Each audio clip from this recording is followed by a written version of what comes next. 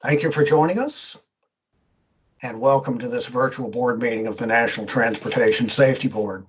I'm Robert Sumwalt, and I'm honored to serve as the chairman of the NTSB. And joining us today are my colleagues, Vice Chairman Bruce Landsberg, Member Jennifer Homedy, Member Michael Graham, and Member Tom Chapman. Today, we meet in open session as required by the government in the Sunshine Act to consider an aviation investigation report on enhancing safety of revenue passenger carrying operations conducted under Part 91 of the Federal Aviation Regulations. For this report, staff examined investigations of 8 example aircraft accidents fitting this description. All told, they took the lives of 45 people and injured 12 others. And on behalf of all of us at the NTSB, I'd like to offer our sincerest condolences to the families and friends of those who were lost in these tragic accidents. And for those who were injured, we offer the fullest opportunity for a full recovery. Please understand that the purpose in revisiting these investigations is to consider new protections for revenue passenger carrying passengers in Part 91 operations in order to prevent such accidents in the future. In February, just last month, we marked the 12th anniversary of the crash of Colgan Air Flight 3407, which took the lives of 50 people. In the aftermath, both the NTSB and the families of the Colgan Air victims urged changes to regulations that substantially improve safety elsewhere in aviation. The deadliest aviation accident since Colgan Air was the very type of operation that we will discuss today, a revenue passenger carrying flight under Part 91. That crash was a balloon sightseeing flight that took 16 lives in 2016. Another example, a parachute jump flight that crashed in 2019 in Makalea, Hawaii, is tied as the 3rd deadliest crash since Colgan Air. By now, some viewers might be wondering, what is Part 91? What does that mean? And we'll use phrases like Part 91, Part 119, Part 121, and Part 135.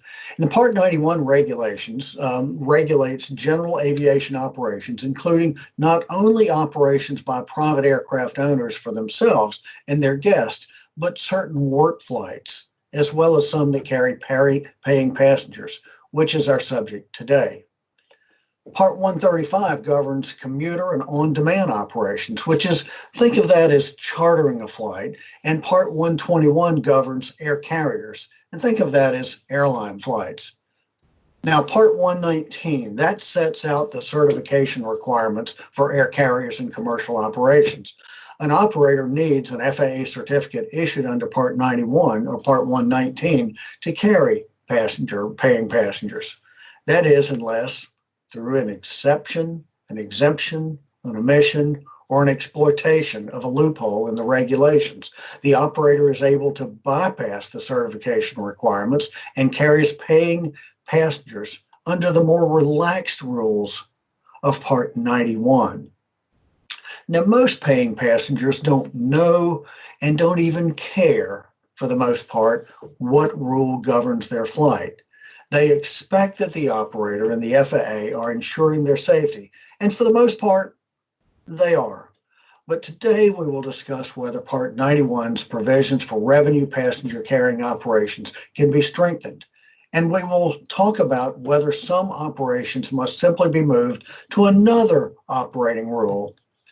And I cannot stress enough that this meeting is not about flying your own airplane with or without guests. It is not about legitimate instruction flights. For example, taking instruction through a flight school or through a certified flight instructor offering legitimate flight instruction. It's not about passengers who are integral to the operation of the aircraft, such as aerial work operations. What this meeting is about is opportunities to increase safety for paying passengers on Part 91 commercial operations. And I want to stress here right now that nobody here wants to eliminate these type of operations. Many of us are pilots. Many of us have participated in parachute jumps and aerobatic construction and other aerial adventure flights. But we all want the safety of operations to improve where there is room for improvement.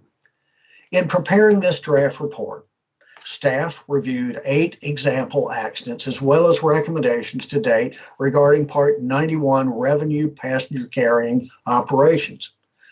Now, each board member has studied the draft report, and each of us have been able to meet individually with the investigative staff. But today's board meeting is the first time that we, as a deliberative body, will have gathered to discuss and vote on this report.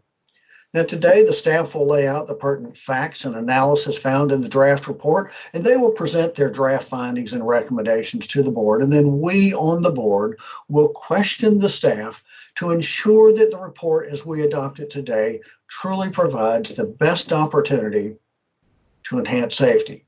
The public dockets for these 8 example accidents referenced in the aviation investigation report contains almost 7,400 pages of investigative material, and they're available on our website at ntsb.gov.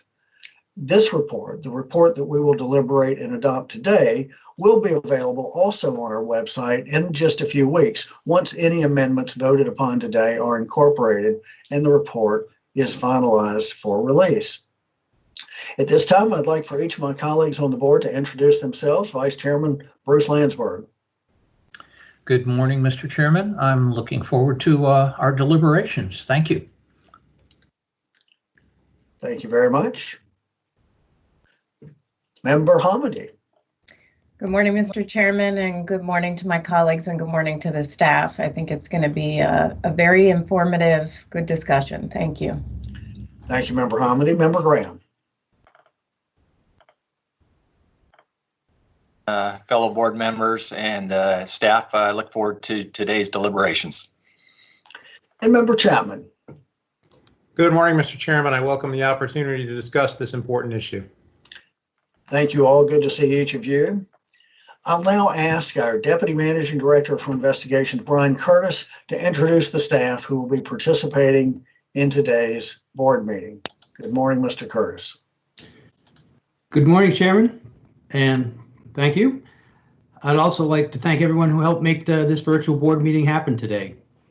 My only administrative announcement this morning is a reminder for the meeting participants to silence all their electronic devices at this time. Now I'll introduce the staff for today's meeting. Unless otherwise noted, staff is from the Office of Aviation Safety. Dana Schultz, Director for the Office of Aviation Safety.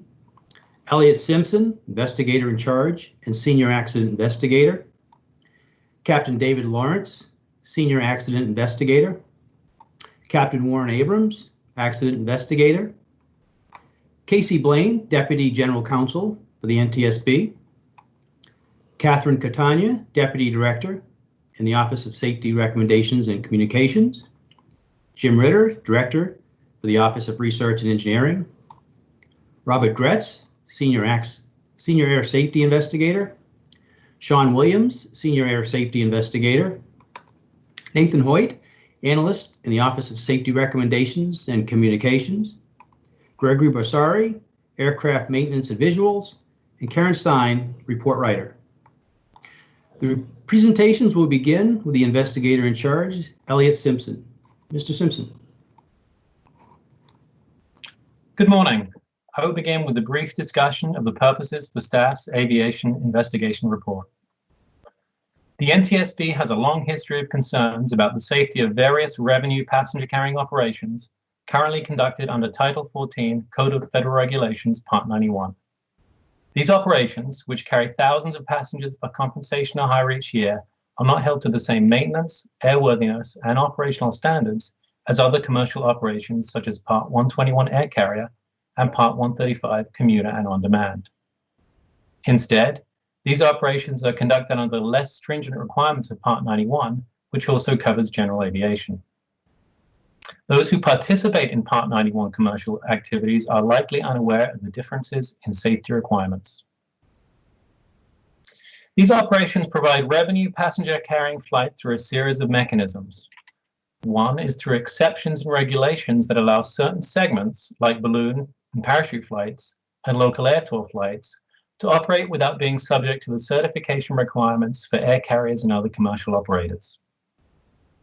Another is through exemptions from certain regulatory requirements that the Federal Aviation provides to some operators, such as those providing living history flight experience tours. Additionally, omissions in current regulations allow for the operation of glider sightseeing flights with almost no direct FAA oversight. And finally, some operators have been able to circumvent more stringent regulations and oversight by exploiting regulatory loopholes, such as transporting or carrying passengers for purposes other than the regulations intended. Staff reviewed multiple accidents involving Part 91 revenue passenger carrying operations and identified a series of recurring safety issues, including a lack of FAA oversight, a lack of structured pilot training, deficiencies in pilot skills and decision-making, and inadequate aircraft maintenance. As a result of this investigation, staff identified the following ongoing safety issues: the need for an operationally specific regulatory framework that encompasses the diverse revenue passenger carrying operations that are currently conducted under Part 91. The need to identify regulatory loopholes and omissions and address them in the new framework.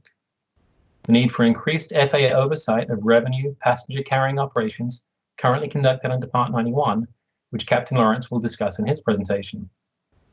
And the need for safety management systems for those operators and ongoing FAA oversight of each operator's system once implemented, which Captain Abrams will discuss in his presentation.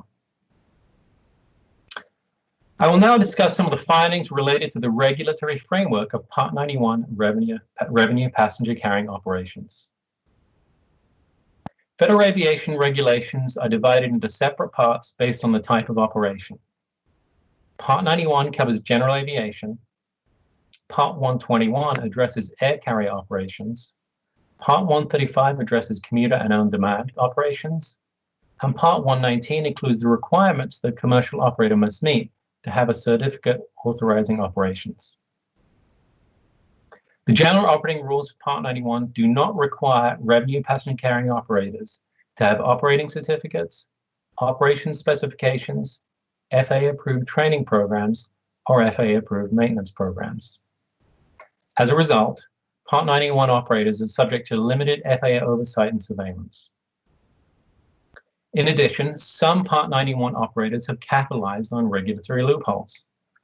For example, for one of these accidents, which occurred in Four Corners, California, the operator was providing an air combat extreme aerobatic experience tour flight under the guise of flight instruction. The operator was therefore able to advertise its services and expose passengers to high-risk flight profiles while circumventing the regulations and oversight for operators who provide transportation for compensation or hire. Both pilot and passenger were killed in the accident after the airplane collided with terrain following an aerobatic maneuver. In its report on that accident, the NTSB cited the lack of regulatory framework available to oversee and regulate such operators as a contributing factor. The operator was also involved in 4 other aerobatic experience flight accidents in the previous years, one of which resulted in 2 more fatalities. Further, in an accident involving a helicopter flight in New York, the NTSB found that the operator was able to provide tour flights by exploiting the aerial photography exception and thereby avoided additional FAA requirements and oversight that apply to commercial air tours. This accident resulted in 5 fatalities. Captain Lawrence will discuss oversight aspects of that investigation in the following presentation. According to an FAA legal interpretation, Part 121 and Part 135 regulations are not applicable to commercial glider sightseeing operations. Furthermore, such flights are not required to comply with commercial air tours. As a result, glider sightseeing flights are conducted under Part 91 simply because they are omitted from other regulations. As such, they are able to operate with essentially no oversight. Investigation of the Morrisville, Vermont glider accident revealed that the glider's rear seat belts had been improperly modified, which significantly decreased the passenger's survivability during the accident. Additionally, the pilot exercised poor judgment by allowing the glider to be flown above its maximum gross weight. The pilot and both passengers were fatally injured. The NTSB has made several recommendations to the FAA regarding commercial air tours currently conducted under Part 91. The most recent safety recommendations, A1931, issued in January 2020, asked that all air tour operators with powered airplanes and rotorcraft be covered by Part 135 regulations. Staff recognizes that the regulatory requirements of Part 135 might not be practical or feasible for other types of revenue passenger operations currently conducted under Part 91 because of their diverse missions and aircraft. However, operationally specific regulations are needed for such commercial operations to increase safety for those who pay to participate in these activities. As a result of similar concerns, in 2011, the New Zealand Civil Aviation Authority implemented Part 115, a new set of regulations governing the certification and operation of what became referred to as adventure aviation. Examples of adventure aviation include the commercial operation of vintage aircraft, gliders, hot air balloons, and parachute jump aircraft used to carry passengers for compensation for an adventure experience rather than for transportation or training purposes. The new rule requires such operators to have an operating certificate. To receive that certificate, operators must demonstrate, among other things, that they have appropriate management systems, structures, and operating procedures to ensure compliance with safety standards, and that pilots and other employees are appropriately qualified, trained, fit, and proper to undertake their responsibilities, and that aircraft are appropriate for the task and properly maintained. Staff commends the New Zealand government for recognizing that regulations were insufficient for commercial adventure aviation flights and for implementing the new regulations. In summary, staff has proposed two new recommendations to the FAA. The first is for the implementation of national safety standards or equivalent regulations for revenue passenger carrying operations that are currently conducted under Part 91. These regulations should include operationally specific requirements for initial and recurrent training, maintenance, and management policies and procedures. The second is for the identification of loopholes and omissions in regulations that would allow revenue passenger carrying operators to avoid stricter regulations and oversight. That information could then be used to add other types of flight operations to the proposed new national safety standards. Staff also proposes the reiteration of Safety Recommendation A1931, which asks the FAA to conduct all commercial air tour operations under Part 135. Captain Lawrence will continue with his presentation. Good morning. I will now discuss the issues associated with FAA oversight of Part 91 revenue passenger carrying operations. Part 91 revenue passenger carrying operations receive the same level of FAA oversight as Part 91 general aviation operations. This oversight typically occurs during periodic ramp inspections involving a general review of the airplane and a check of the pilot's certificates. During multiple investigations identified in this report, FAA inspectors characterize Part 91 oversight of revenue operations as constrained, not extensive, and limited, indicating that Part 91 oversight does not have the same priority for the FAA as other commercial operations. Even though all of the Part 91 revenue operations identified in this report carry passengers for compensation or hire, the operations are not subject to the same level of FAA oversight and surveillance as commercial operations conducted under either Part 135 or Part 121. In March 2018, a Liberty helicopter pilot ditched in the East River in New York after a loss of engine power. During the investigation, the inspector for Liberty Helicopters told the NTSB that the FAA's focus on Part 91 is nearly non-existent, and he was not compelled to look at Liberty's Part 91 operation. As a result, the FAA did not realize that foreseeable safety risks associated with the harness tether system went unmitigated by Liberty Helicopters and Nion Air, and 5 revenue passengers were fatally injured during the ditching in the East River. In its report on the New York accident, the NTSB noted that the inspector's statements highlighted the problem with the level of safety oversight that the FAA applies to revenue passenger carrying operations that are conducted under Part 91 due to various regulatory exceptions.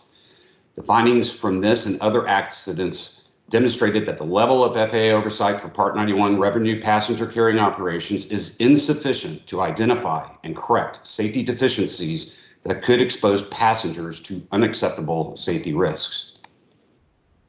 In June 2019, a Beach King Air conducting a parachute jump flight in Mokulea, Hawaii crashed on takeoff, resulting in 11 fatalities.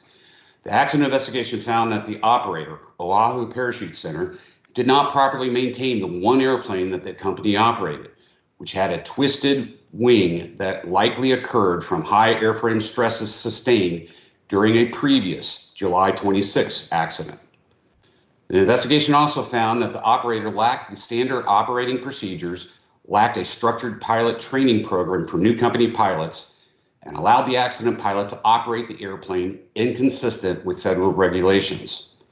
The findings from this and other accidents found that the FAA's oversight and surveillance of Part 91 revenue passenger carrying operations do not ensure that the operators are properly maintaining their aircraft and safely conducting their operations. The FAA continues to allow revenue passenger carrying operations to be conducted under Part 91. However, Part 91 inspector guidance is insufficient and does not enable the inspectors to pursue the necessary comprehensive oversight. The NTSB issued Safety Recommendation A1930 following the New York accident, which asked the FAA to provide guidance to its inspectors so that they could pursue more comprehensive oversight of Part 91 operations conducted under any exceptions to commercial regulations, to identify potential hazards and ensure that the operators were appropriately managing the associated risks. The FAA responded by revising inspector guidance for air tour operators flying under Part 91, but their response did not address all other revenue passenger carrying Part 91 operations like hot air ballooning and parachute operations. It is critical for FAA inspectors to have the necessary guidance to pursue comprehensive oversight of revenue flights that are currently conducted under Part 91 as a result of regulatory exceptions. In 2019, a Boeing B-17 crashed during a landing in Windsor Locks, Connecticut. The airplane was operating under a living history exemption to commercial regulations. 2 pilots and 5 passengers sustained fatal injuries. The investigation found that the level of FAA oversight was insufficient to identify and correct safety deficiencies, including the inadequate maintenance of the airplane while it was on tour. Safety Recommendation A1930 for improved FAA inspector guidance of accepted operations would not apply to living history exempted operations. FAA guidance is needed to ensure that inspectors who oversee operations conducted under any of the living history exemptions are able to identify potential hazards and ensure the operators are appropriately managing the associated risks. Following the National Air Tour Safety Standards final rule from 2007, the FAA began maintaining a database with basic information about each Part 91 air tour operator. However, a similar database is not maintained for other Part 91 revenue passenger carrying operators. For example, the investigation into the July 2016 commercial balloon accident near Lockhart, Texas, showed that the FAA conducted only 2% of total surveillance activities on individual balloon operators flying passengers for compensation. And the FAA had no records and conducted no surveillance on the commercial operator involved in this accident, which resulted in 16 fatalities. The lack of a database prevents the FAA from ensuring that its inspectors are overseeing all Part 91 operators who carry passengers for compensation or hire. It is important for the FAA to have awareness of Part 91 revenue passenger carrying operators besides just air tour operators. In summary, the multiple investigations identified in this report highlight the problem with the level of safety oversight that the FAA applies to revenue passenger carrying operations that are conducted under Part 91. Staff has proposed 2 new recommendations to the FAA for improved inspector guidance of exempted operators and to include all Part 91 revenue passenger carrying operators in a national database. Further, staff has proposed reiterating Safety Recommendation A1930 for improved inspector guidance of Part 91 operations accepted by commercial regulations. These recommendations are intended to ensure a level of public safety that is commensurate with that for other commercial passenger carrying operations. This concludes my presentation. Captain Abrams will continue with his presentation.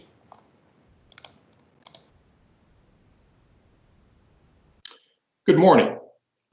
I will discuss the need for safety management systems for revenue passenger carrying operations currently conducted under Part 91 and more effective FAA oversight of those Part 91 operators with an implemented SMS.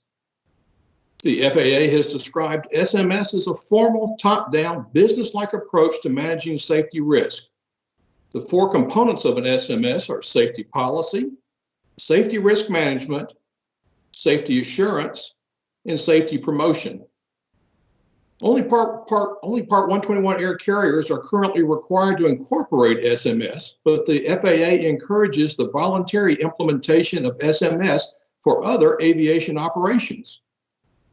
SMS was designed to be scalable so that operators could integrate safety management practices tailored to their specific operation. Thus, Part 91 revenue passenger carrying operators with a single aircraft or a small fleet of aircraft can benefit from an SMS.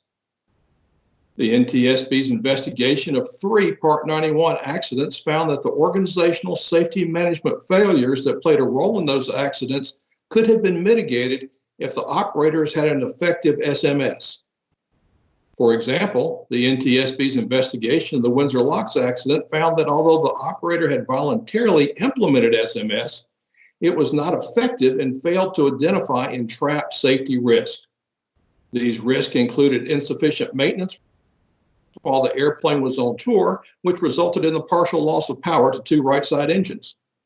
The NTSB's investigation of the Mokulea accident found that the parachute jump operator failed to address a safety hazard involving the airplane used for parachute jump operations, demonstrating the company's inadequate safety management. In addition, during the New York accident investigation, the NTSB found that ineffective safety management at Liberty Helicopters and Nyan Air allowed foreseeable safety risk to remain unmitigated. This included the harness tether system interfering with the floor-mounted controls and hindering passenger egress during an emergency. As part of the New York investigation, the NTSB found that the safety of commercial air tour operations would be enhanced if all air tour operators established an SMS. As a result, in January 2020, the NTSB issued Safety Recommendation A 1928, which recommended that the FAA require all commercial air tour operators, regardless of their operating rule, to implement an SMS. The recommendation was classified open, acceptable response in September 2020. The FAA has subsequently indicated that it would consider rulemaking that it would require SMS for Part 91 and Part 135 air tour operations. However, to date, the FAA has not taken this action.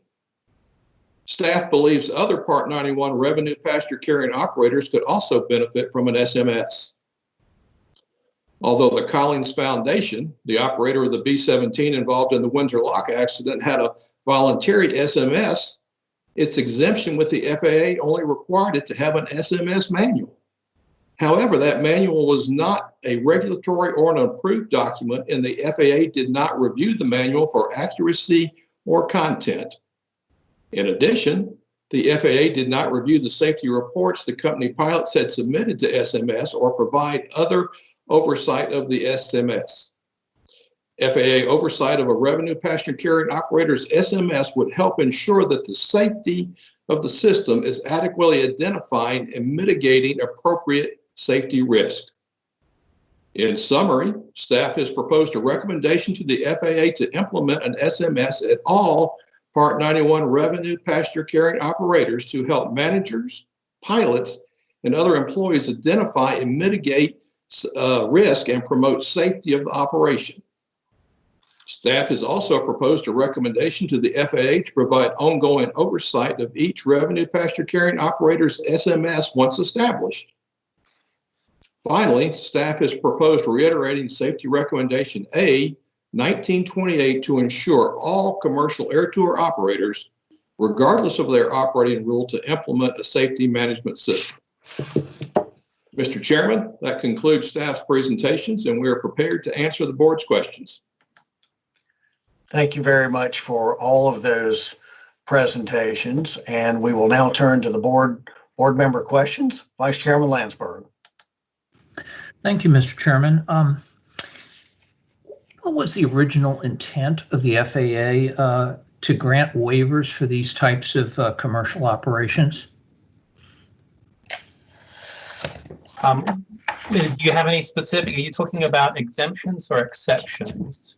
Take your First pick, of all, sir. Take your pick. I think they all work against a good comprehensive safety approach. So I'm just curious, when they designed the original law here, what did they intend to accomplish, and then what happened? How did it fall short?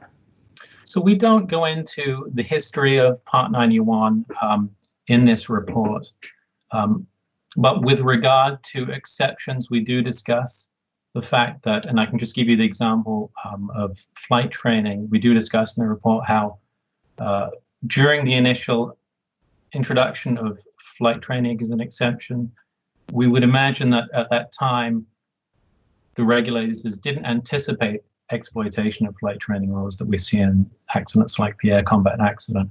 But beyond that, we don't really delve much into our feelings on the intent of the FAA. I understand. How does, could you explain the differences between Part 119 and 135? Yeah, I will pass that over to Captain Lawrence. Thank you.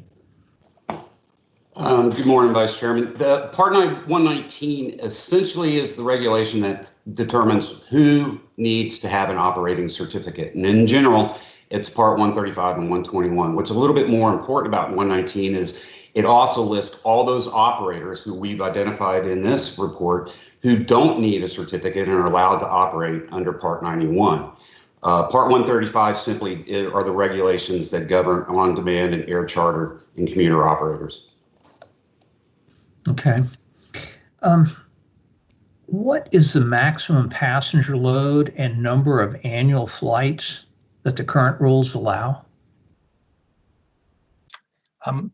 Could you be a little bit more specific about which area of the current rules you're talking about? Well, we're talking about the Part 91 operations. So we know that from the New York helicopter accident, Fly Nyon, that was a very high volume operation. And in fact, a number of these looked like they were pretty high volume kinds of things.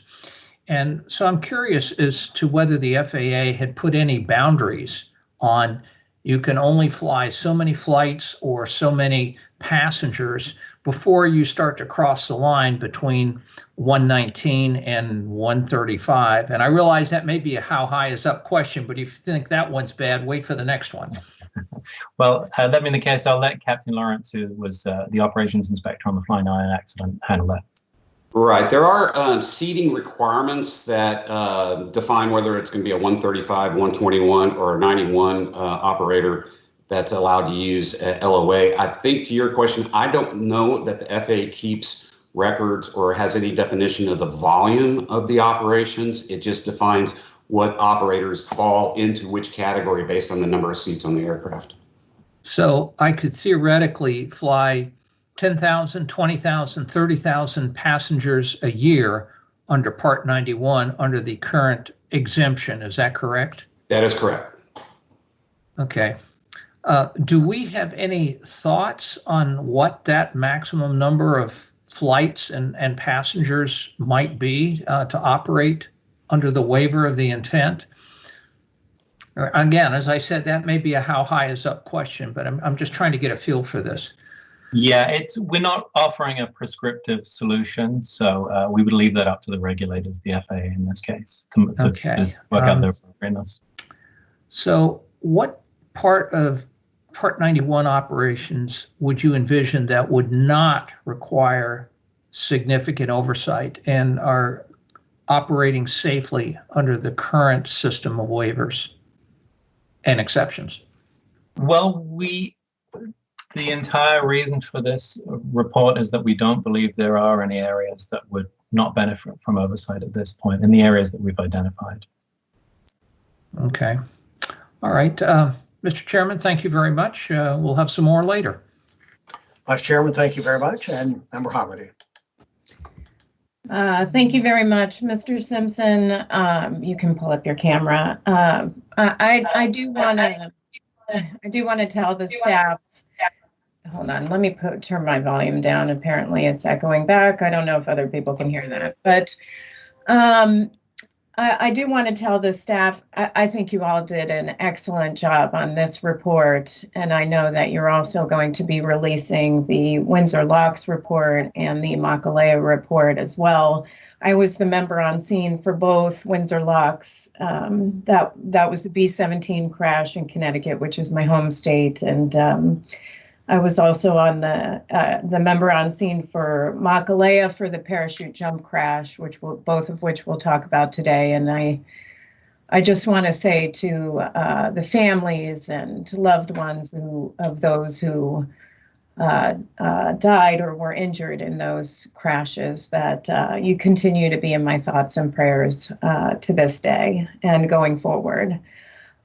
With that said, I think the public in general would be really surprised at what is required of these operations and not required.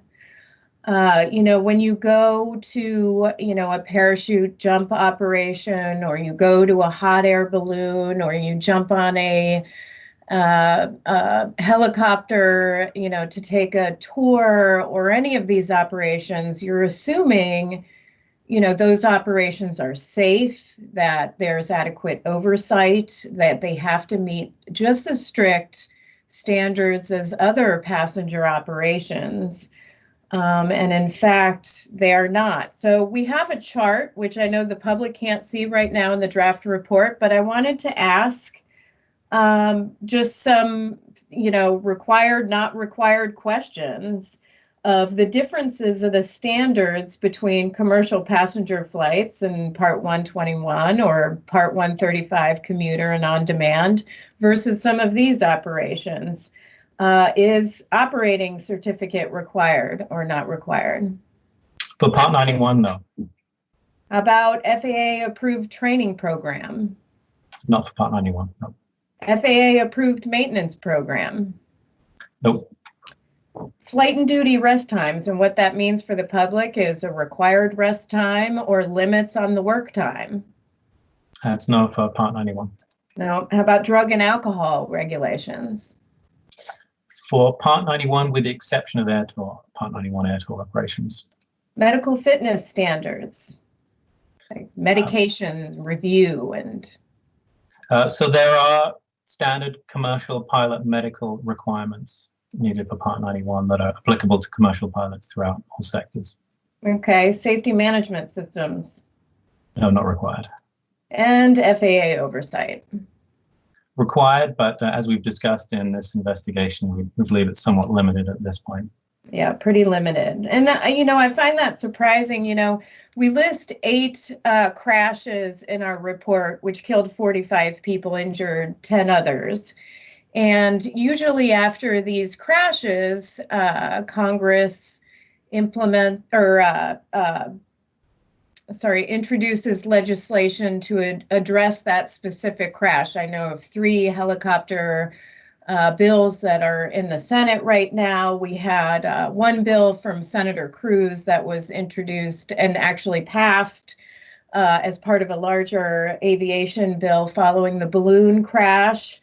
But these piecemeal approaches to these crashes just address very limited issues. And would you agree that we need something that's more holistic for these type of operations? Based on our 2 recommendations, developing national safety standards and equivalent regulations for this large group, that is the position that staff takes. I agree with you. And if FAA doesn't take action, I think this is something that Congress must take action on. So thank you very much. I will yield back the rest of my time until the next round. Member Hamady, thank you very much. And Member Graham. Thank you, Mr. Chairman. Thank you, Mr. Chairman. I want to continue on with that line of questioning and talk a little bit about the differences with the oversight and inspection of 91 operators. Specifically, what can an FAA inspector, or what is an FAA inspector allowed to inspect when it comes to a 91 operator? So let me pass on the operational aspects to Captain Lawrence, and then if you have any specific questions regarding the maintenance aspects, we'll pass that on to Greg Basari, Mr. Basari. Okay, I'll probably ask both. Good morning, Member Graham. Yeah, for Part 91, the operational surveillance is really essentially a ramp inspection. It's a general review of the airplane, a check of the pilot's certifications, and maybe the aircraft logbook. It is not a pre-flight of the aircraft and a detailed look at the airplane. It's a very general and very limited inspection under Part 91. So technically, they can do an exterior walk around and look for any kind of deficiencies on the outside of the aircraft, correct?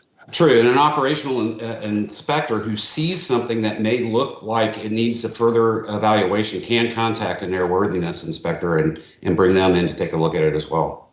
Correct. So as far as a pilot goes, they're going to check his license, medical certificate. For aircraft that doesn't require a type rating, does a pilot have to show that they've been trained in that aircraft on an inspection? Not under Part 91. It's not required. They don't have any requirement to show that they've had training. Let's say a balloon operator, are they required to have a medical certificate for a commercial? Currently, no. A commercial balloon operator doesn't have to have a second-class medical. Exactly. And that's what I'm trying to get out here so people can understand there is a difference. How about for a parachute operation? What kind of inspection do they do on a parachute operation? It's under Part 91, it's very similar. Now, parachute operations do have a subset of regulations called 105. So the inspector will go out and do a typical Part 91 ramp inspection, just a general review, check of the pilot certificates. They can also go take a look at, make sure that when the parachuters jump, that they're maintaining cloud clearance, and also take a look at the reserve sheets that they are within 180 days of packing. But other than that, even for parachute operations, it's essentially a ramp inspection like any other General 91 operation. Very, very limited then. Very limited. Okay. And let me ask about, I guess I'll probably jump over to the maintenance side of the house. What can they do as far as inspecting the maintenance of a 91 operation, whether it's a parachute or balloon operation or a glider operation? So the inspections there are limited for the FAA. It's not like an air carrier under a maintenance program or a Part 145 repair station, which also has a complete maintenance program and documentation. As far as taking a look at the airplane and just essentially doing as Captain, as he was talking about there, doing a ramp inspection, checking the log books, checking the mechanic certificate, and of course, if he sees something, dig deeper into what he's finding.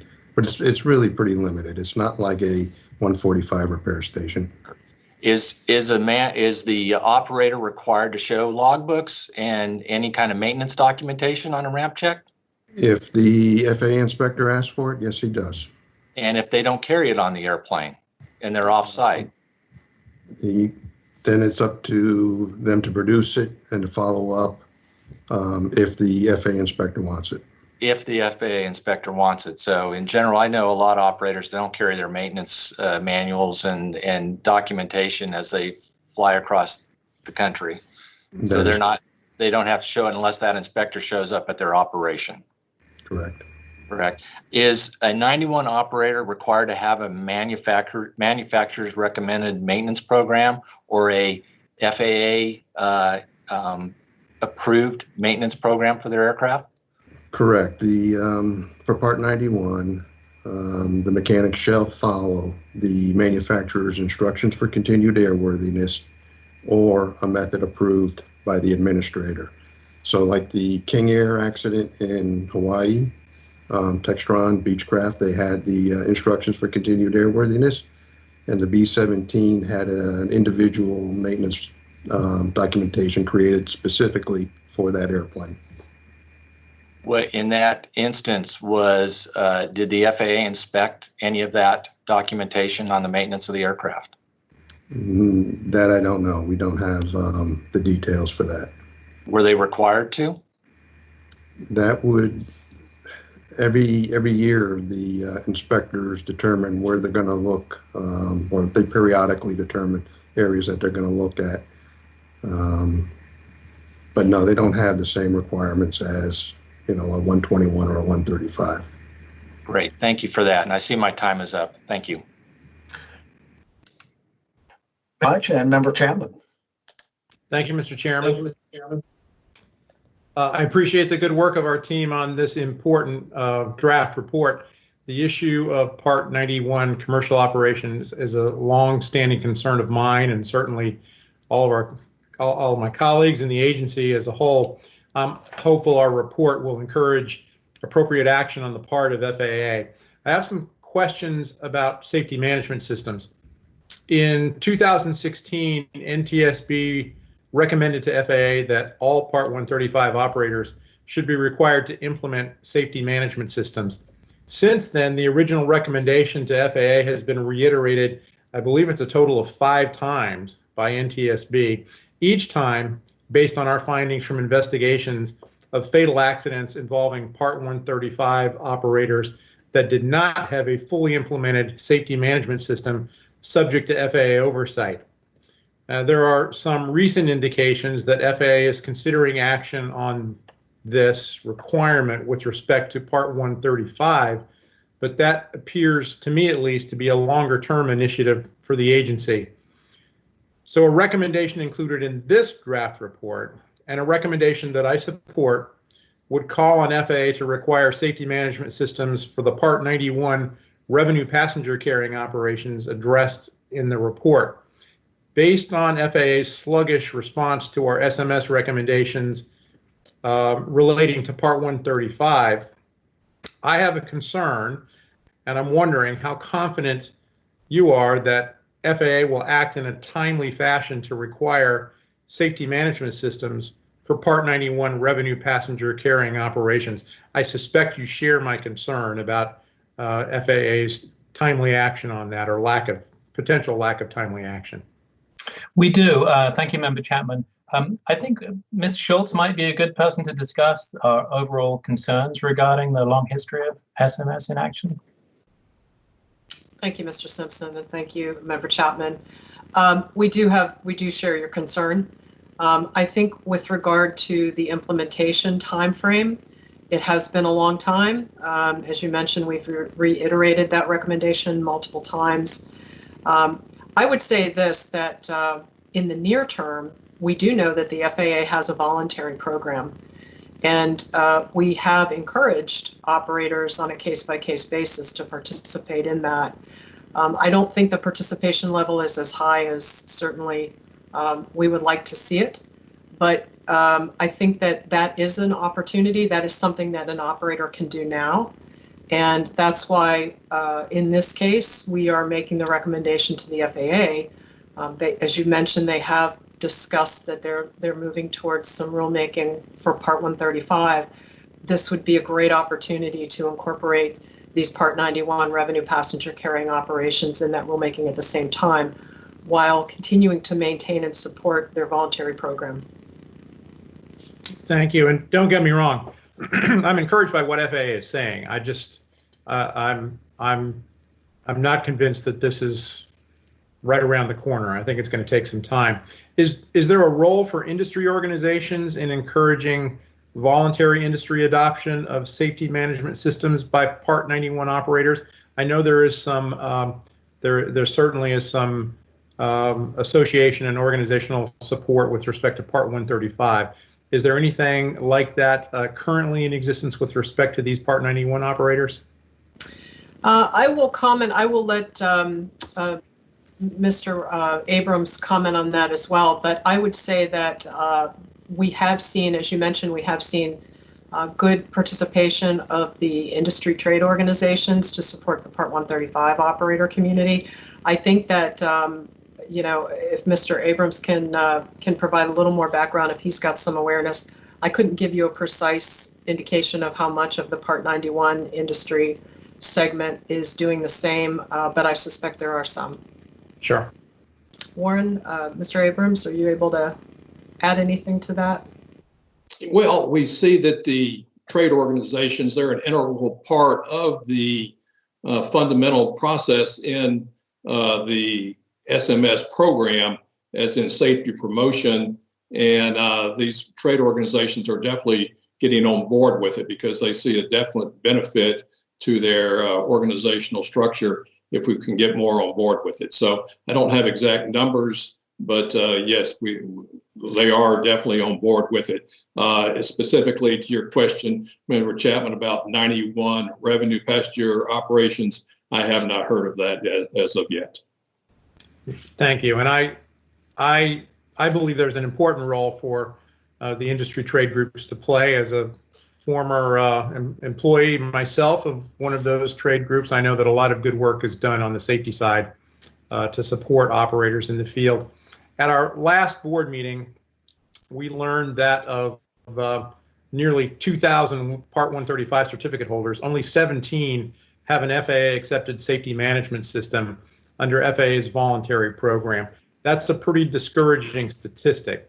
Does FAA have the resources to oversee the development and implementation of SMS by the diverse group of Part 91 operators we're talking about here today? So the discussion with regard to resources, and I'll let Ms. Schultz to talk about this further, goes beyond the areas that we've researched. Right. So in today's report that we're presenting or proposing to the board, we believe that these are identifying the safety deficiencies. I think for the FAA, it will be up to them to determine whether they want to use or they can use the resources they have already to support that program, or they need to request additional resources. I do know in our normal collaborative discussions with FAA leadership that they very much support the need for enhanced training, for continuing to train their whole workforce on the safety management system principles. So I'm highly confident that they'll find a way to do this. We believe that it would also give them a better ability to oversee these operations in a more structured way. Thank you. And thank you, Mr. Chairman. I think I'm over time. Thanks. Member Chapman, thank you very much. I think my colleagues have done a great job of asking questions to frame up the issues here. I want to commend staff. I think this report is brilliant, and it reminds me of if you just look at one data point, you don't see much at all, but when you stand back and look at it, you see a picture. It reminded me of when I was in an impressionistic art museum in Paris a number of years ago, and standing very close to the painting, you just see dots. But when you stand back, you see that there really is a picture there. And here, staff was very, you looked and you aggregated data, and there's a picture there that needs attention. So thank you for doing that. I mentioned in the opening statement that some of these casualties involving revenue passenger carrying operations under Part 91 are just claim 1 or 2 or 3 or 4 lives, which in itself is tragic.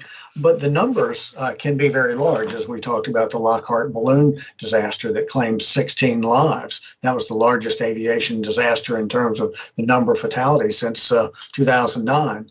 And the Makalea accident was the largest number of fatalities in aviation that we've seen since 2011. So can one of you on the panel talk about what the data are telling us? Or are these just a couple of, do we know anything about accident rate? We may not, because maybe the denominator is not provided in some of this, but what do we know about the rate or number of accidents in the revenue passenger carrying operations for Part 91? So one of the struggles we had when researching accident rates is that whilst we have good data within the NTSB database on these specific accidents, because Part 91 because the FAA doesn't track in the different buckets, flight times, flight hours beyond, well, they do for air tours, but the entire other buckets, nothing is broken down into separate areas. So it's very hard for us to give specific rates on each operational type. We do note that the numbers are such that essentially we can't give an accurate rate year by year. But the report goes beyond simply the accident rates and more of our responsibility to the general public. And the fact of the matter is that we have identified, staff has identified a problem. I mean, you've got 8 accidents here, but there's more beyond these. I'm going to read something. It might sound familiar to many of us. Part 91 requirements are not as extensive as the requirements for most other revenue passenger carrying operations, such as air carriers or on-demand Part 135 air taxi and air tour operators. These operators, unlike Part 91 operators, are required to incorporate their maintenance programs into FAA-approved maintenance manuals and specific policies and procedures for ensuring that each aircraft is airworthy before it's released into service. Does that sound familiar to anyone? And I think the answer is yes. That's really part of the problem that we're talking about here. There is a difference in the requirements. There are differences. You know, that's not from this study. That, what I just read, is from a 2008 special investigation report that the board did on parachute operations. And so we're still facing some of the same issues there. To the FAA's credit, by the way, we issued 8 recommendations from that study. 6 were to the FAA. 3, to their credit, we were able to close out acceptably. 3, we were not able to close out acceptably. In fact, we closed them unacceptable action. For example, require parachute jumper operators to develop an FAA-approved maintenance and inspection program. We talked in 2 of the recommendations deal with pilot, initial, and recurrent training programs. Did we see any of those issues that I just mentioned in any of the accidents, any of the 8 accidents that we looked at for this study? Just really a yes or a no, or? Yes, through multiple accidents. From multiple accidents. So I will yield back the balance of my time, and we'll go to the second round, and Vice Chairman Landsberg. Thank you, Mr. Chairman. This may be for Captain Lawrence, I think, in response to Member Graham's questions. I believe it was said that there's no alcohol requirement for Part 91, and I believe 9117 is pretty specific in that regard in terms of alcohol consumption for anybody flying airplanes, whether it's for revenue passenger service or just for your own purposes. Am I correct in that? Right. For any aviation, alcohol consumption is not approved, but for a drug and alcohol testing program, it doesn't exist in that Part 91. So also in 9117, it does say, though, that if you are requested by a law enforcement officer to take a drug test, if they have suspicion of doing so, and it would seem to me that it would be possible for a inspector to say, you know, I have some concerns here. I'm going to ask a local police officer to ask you to take a drug test or something. Is that also not, am I correct or incorrect on that? Any pilot that holds a Part 61 certificate, if they are requested to take a drug test from an FAA, then they are required to take a drug test. Okay, so I think, you know, we need to clarify that, and I don't want to give any misconception that I'm not in favor of some of the things we're talking about here, but I do think that there are some rules within Part 91 and Part 61 that do encompass some of the items.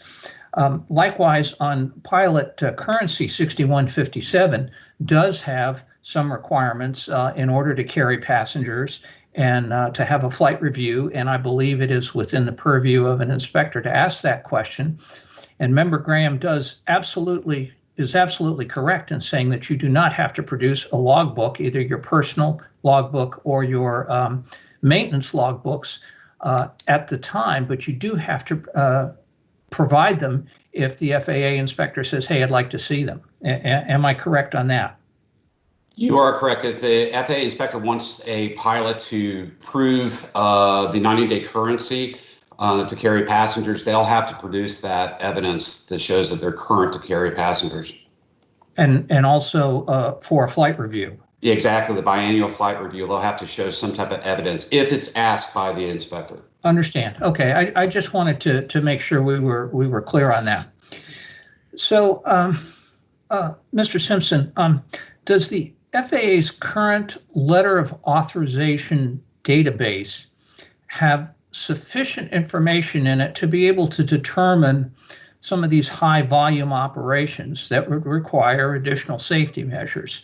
I think that's going to be a rhetorical question, but I'll ask it anyway. It is, and again, I would pass you over to Captain Lawrence, who can discuss that in a little bit more detail. For the letter of authorizations, the database that the FAA has really only contains the information that's required in the letter of authorization itself. In other words, who's responsible for the management of the business, the aircraft maintenance, the type of aircraft. They also have to have a drug and alcohol program. I do not know that of any FAA database that shows the volume of operations for air tour operators with a letter of authorization. Okay. This one is probably going to take me a little bit over time, but I'll ask the chairman's indulgence here. On the SMS business, the B-17 crash in Windsor Locks, the Collington Foundation was required as a part of their waiver to have an SMS, but the FAA said that it didn't have any ability to provide oversight on this, and this seems like an oxymoron to me. How can that be that it's a requirement for your exemption, and yet the FAA is not able to provide oversight to see that you're actually doing it? Well, good morning, Vice Chairman. We actually asked the FAA for clarification on that, and it was a little confusing. They were required to have an SMS manual. They were required to provide a copy of that manual to the Orlando FSDO, but they were not required to have an SMS as long as they had some type of safety and risk management program. And I believe the first or second page of that manual said it was not regulatory in nature, so the Orlando FSDO was not required to oversee it. Boy, I tell you, this is very confusing to me, because if it's a requirement for the exemption, and yet it's not mandatory for anybody to see that it is in fact being implemented, as opposed to just sending the FAA a book and saying, hey, you know, we've done what you asked us to do, now bug off. That makes no sense at all. Mr. Chairman, go ahead. Oh, I'm sorry. They did require a safety and risk management program for an equal level of safety. So if they did some other program other than SMS, this was for all LHFE operators.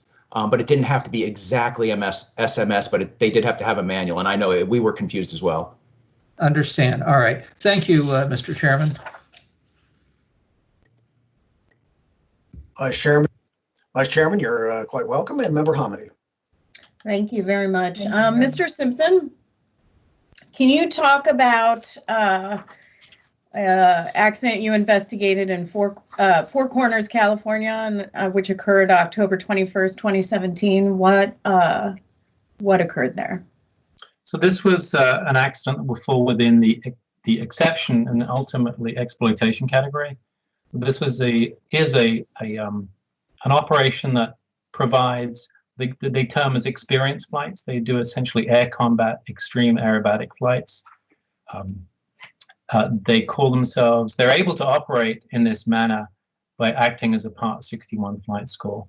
So they provide very basic flight training to meet the requirements of being a flight school, yet the flights, obviously, when you look at them, are clearly not flight, are more along the lines of extreme aerobatics and air combat tour flights. Yeah, and if I can jump in there, actually, so they call themselves a flight school regulated on under Part 61. But if you go, so there was a crash, October 21st, 2017, 2 fatal. in the previous 3 years to that crash, there were 4 other accidents involving this operator. It's called Sky Combat Ace, correct? Correct. And unfortunately, I mean, they're still operating.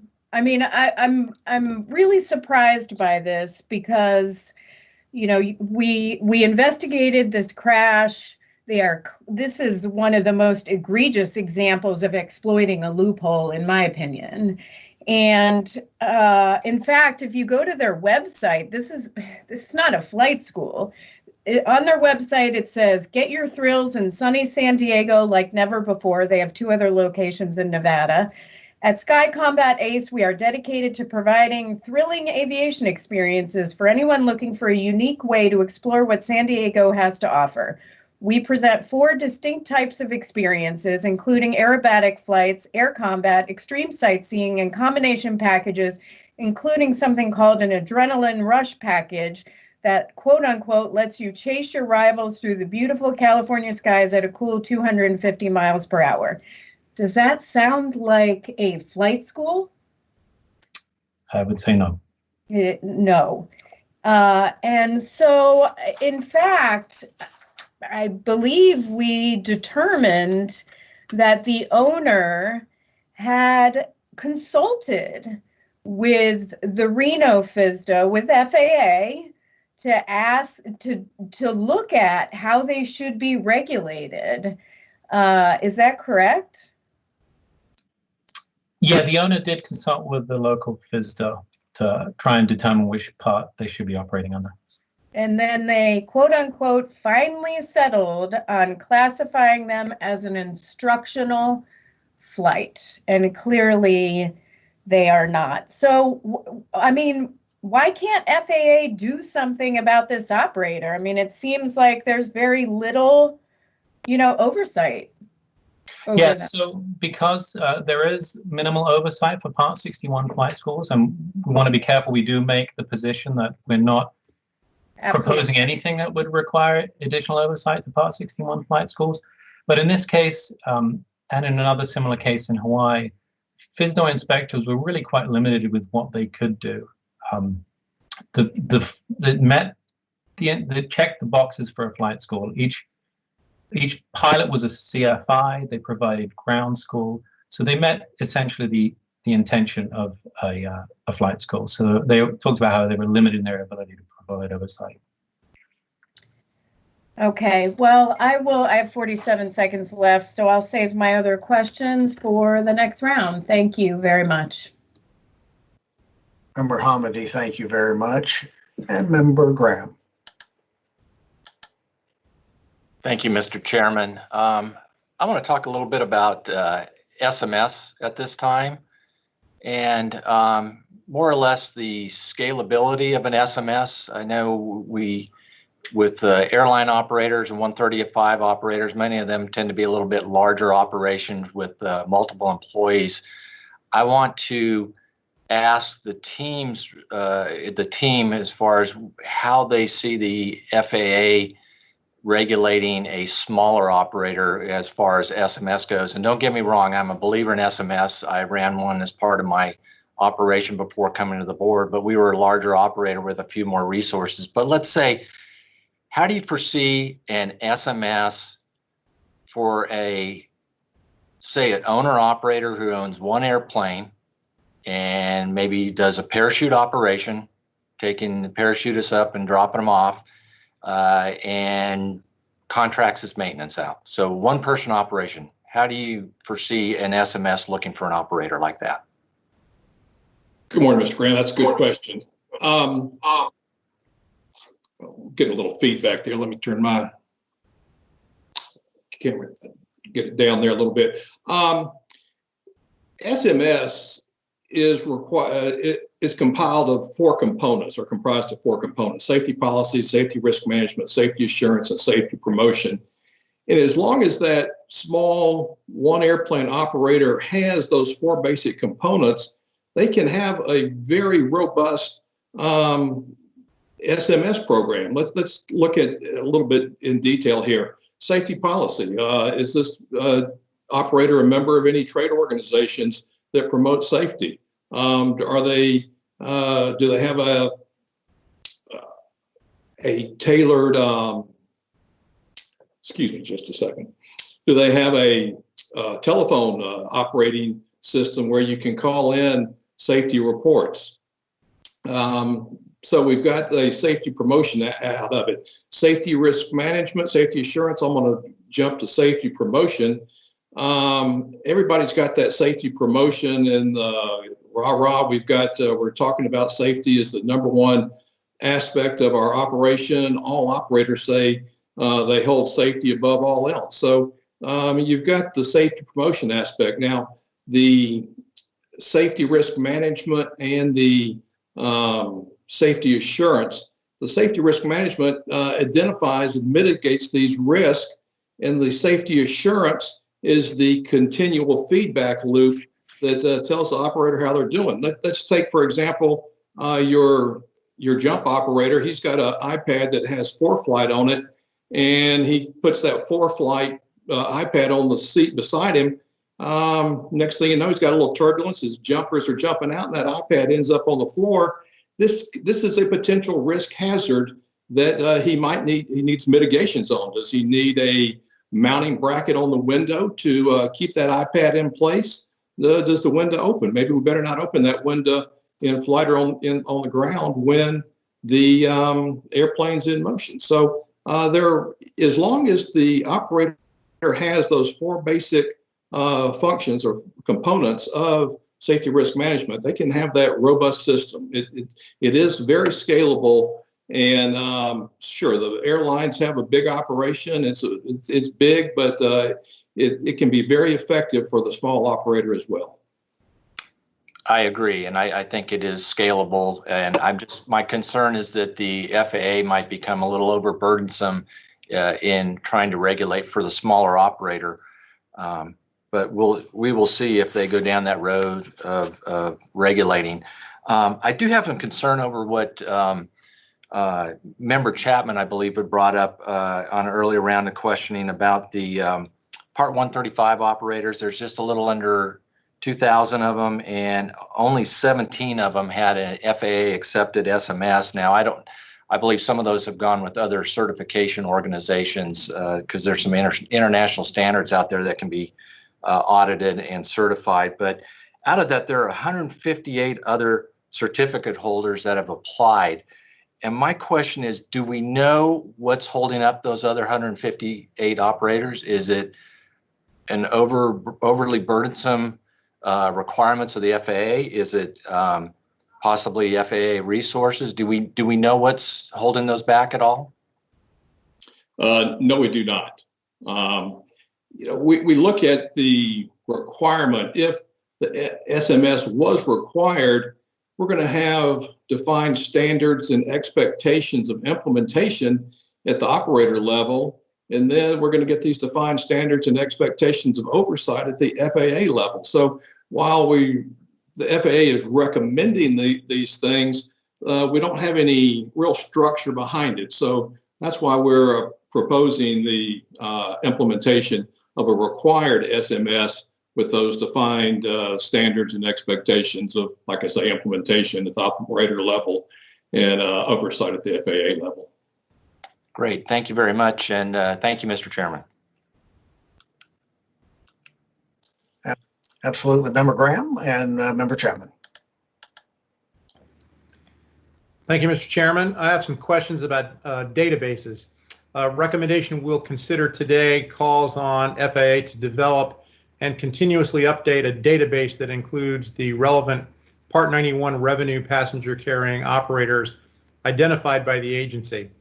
The purpose of the database would be to facilitate oversight of these operators, and I think that's a worthy objective. What information do we envision this database will include? And I certainly understand that this will be ultimately up to the FAA, but what do we see being included in this database? So we don't have any specifics regarding what would be included in the database. As you say, we're leaving that to the FAA, but we do think it's important, and we do also recognize that implementation of Safety Recommendation 1 would we'd assume that a database would be included.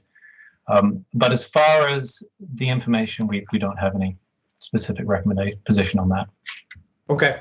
And would this database, or could this database be an extension of the existing letter of authorization database, which FAA maintains relative to living history flights, or perhaps the Part 91 Air Tour database?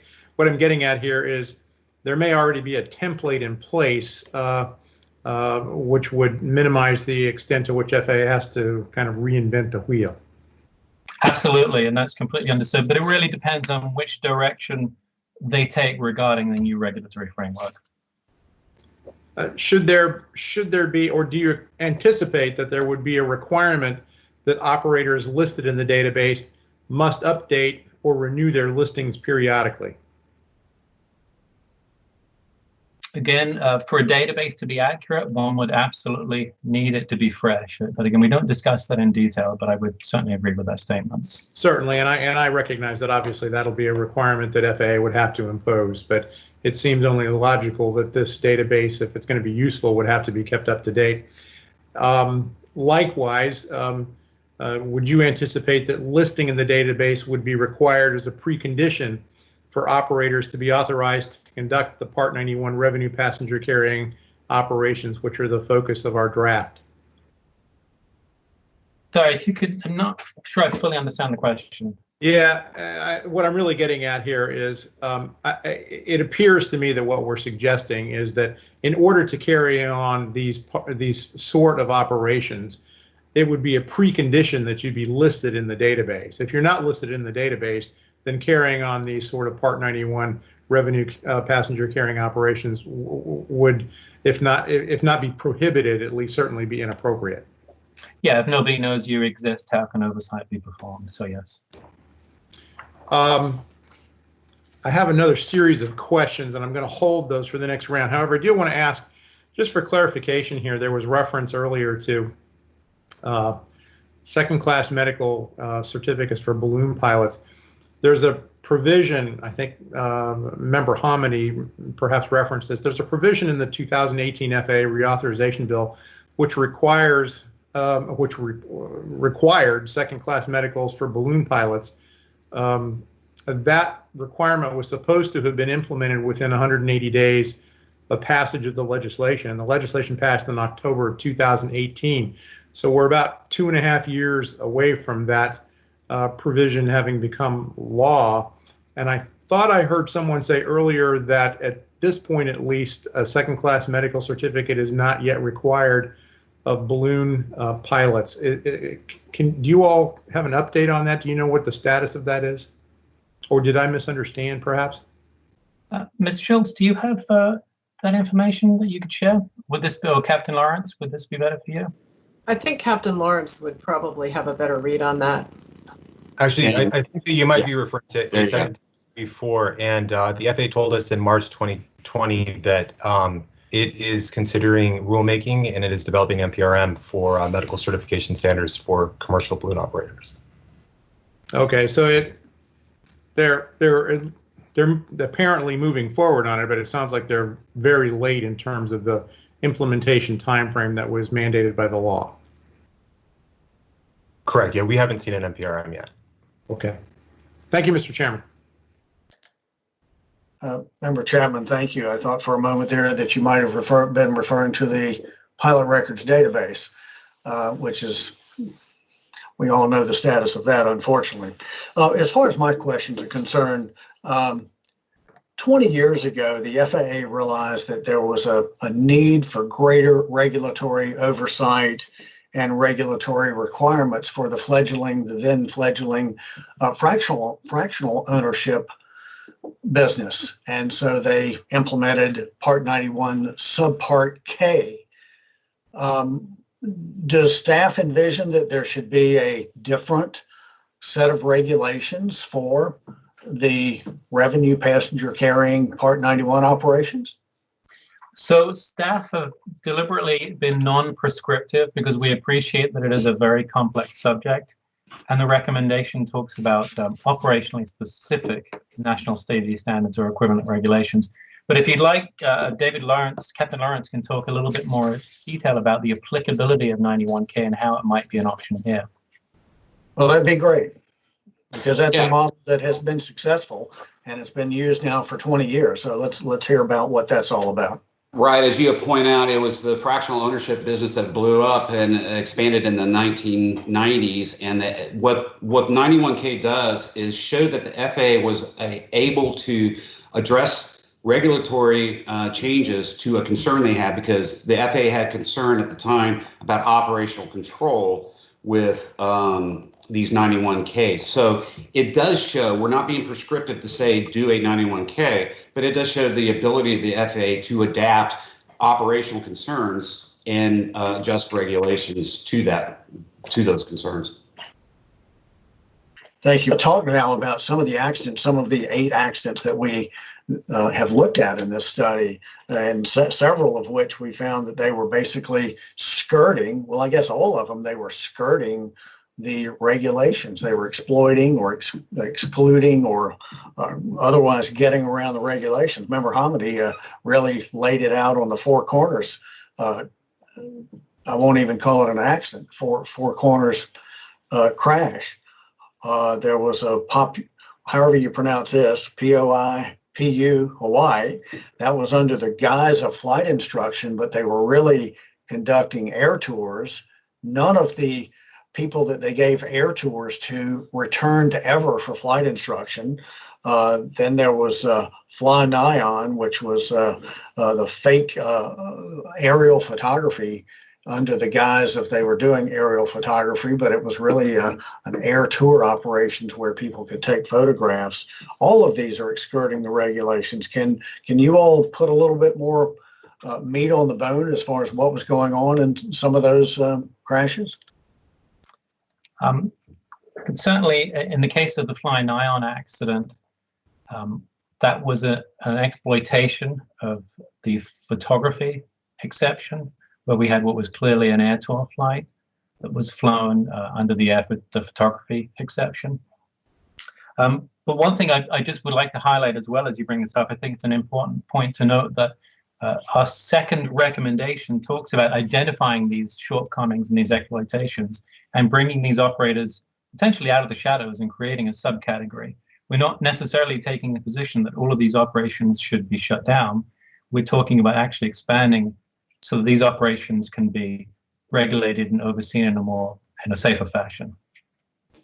Yeah, exactly. The passengers or the people who are paying for these flights deserve and expect a level of safety. Now, granted, when they're parachuting, they are accepting a risk associated with jumping out of the airplane, but they're not expecting the airplane to crash due to poor maintenance.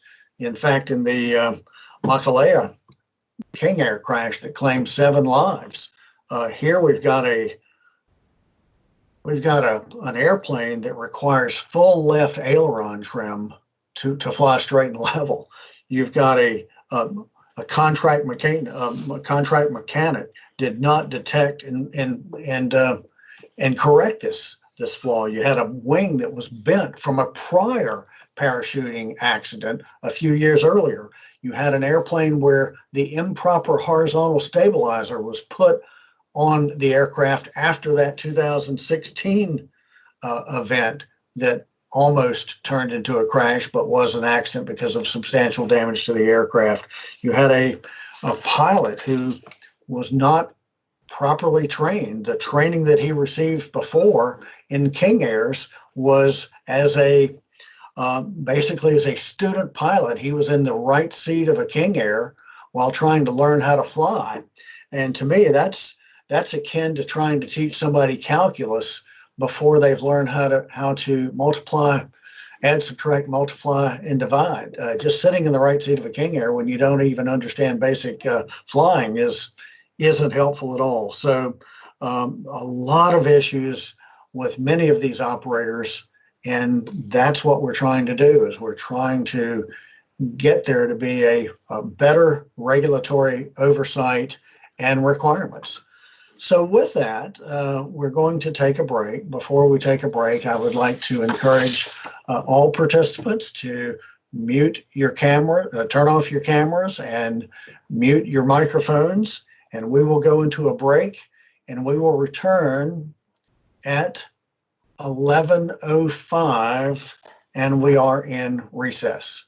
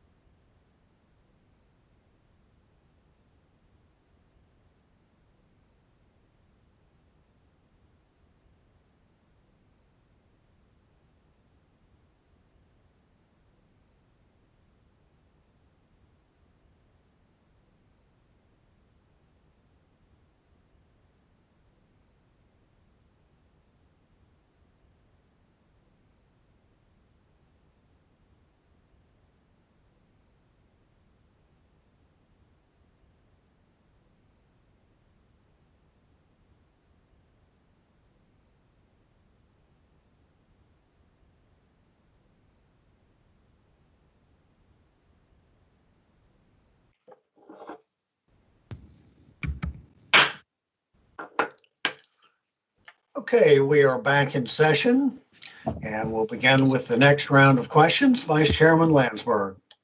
Thank you, Mr. Chairman. I'd like to just make an observation relative to your last round. I'm still wondering how the King Air pilot who was flying the Maculea aircraft had so much of his primary training in a King Air. I don't believe that's a normal process.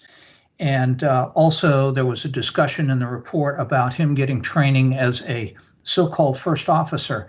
There is no reference to first officer training, certainly for primary training in Part 61. I'm curious how this got past either an inspector or designated pilot examiner as somehow being appropriate and preparing this pilot. And I also note that he failed all 4 of his first check rides for the various certificates along the way, and that didn't attract anybody's attention. Yeah, maybe? We recognize your concern. I'll pass this on to Captain Lawrence, who did the operational investigation on that accident. He can give you some very specific data. You're correct, Vice Chairman. That we had the same concerns why this pilot was allowed to operate in a commercial environment after they had that many failures.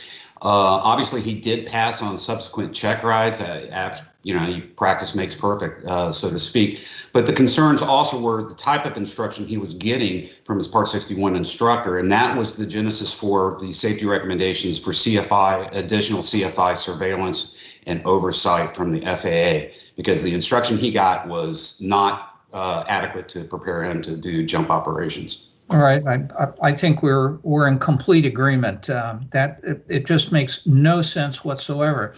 The other question, I guess, relative to flight instruction is how does one give really good flight instruction in a single control airplane? I realize there are exceptions for a Bonanza on that, which are probably appropriate, but for a jump airplane, King Air type operation, to have the candidate sitting in the right seat with no flight controls in front of them to do the flight profiles makes no sense whatsoever. And we share your concern. There was absolutely no flight instruction that was pertinent to jump operations, because he didn't even have a control yoke in front of him to learn how to fly the airplane once he got to Hawaii. And that's one of the reasons why we've had multiple concerns and multiple recommendations coming out of the SIR previously for additional pilot training and proficiency and competence for these type of operations conducted under 91, specific here to parachute operations. Understand. Thank you.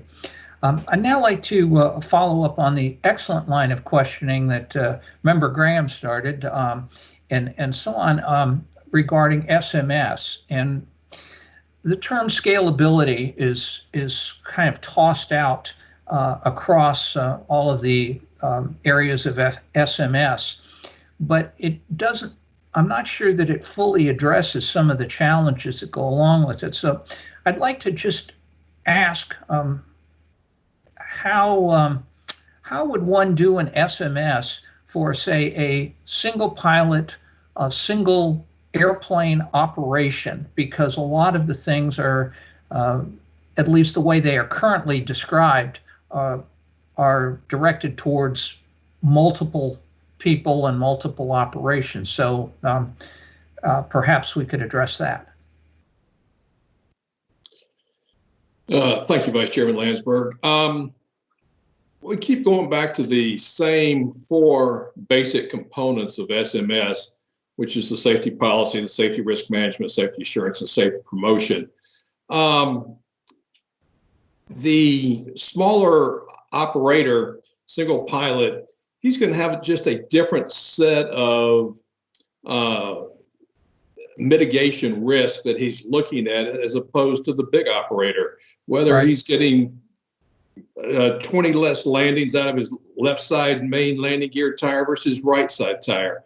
As I mentioned, the window, you may not want to open that up with your iPad with you're looking at ForeFlight, but you can have a robust policy with these 4 fundamental components, and it's really just an active way to manage safety. It really is not that going to be that difficult.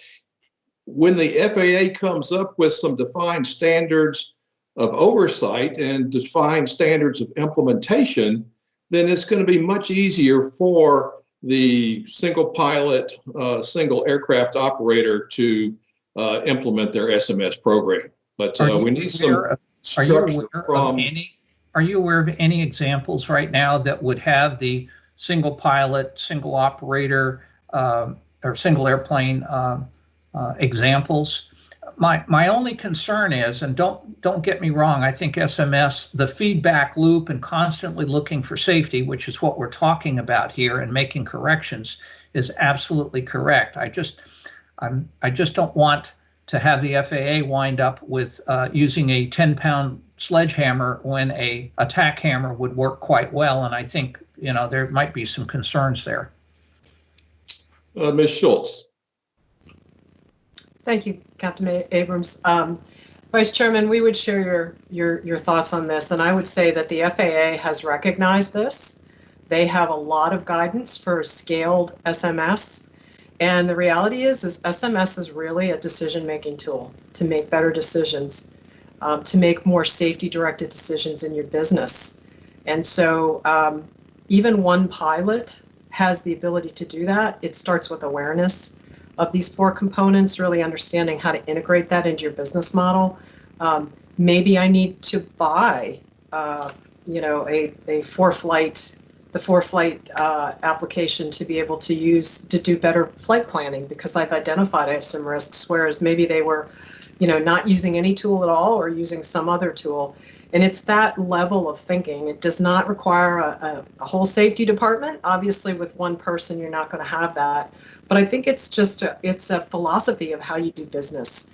And when you're transporting paying passengers, that has to be integral to your business and your decision making. We're in complete agreement. We're in complete agreement, and I just wanted to get that on the record. So thank you. Thank you for the indulgence, Mr. Chairman. I will have no further questions.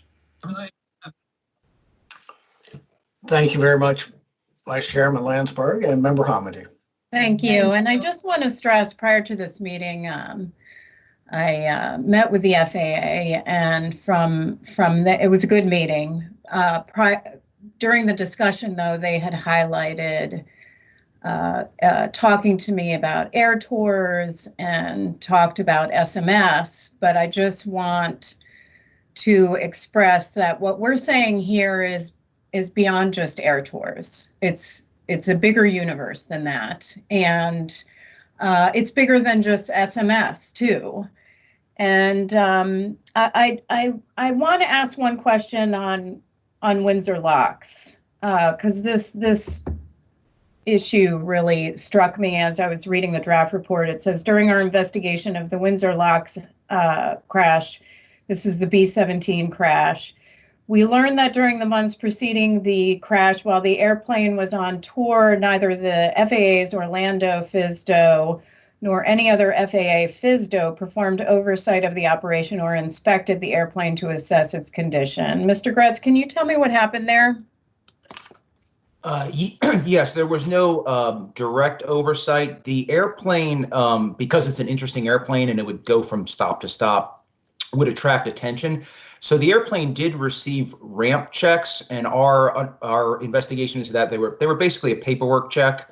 You would make sure that the pilot had a license and medical certificate on him or her, and the airplane had an airworthiness certificate and a registration certificate. But other than a paperwork check, we're not aware of any surveillance.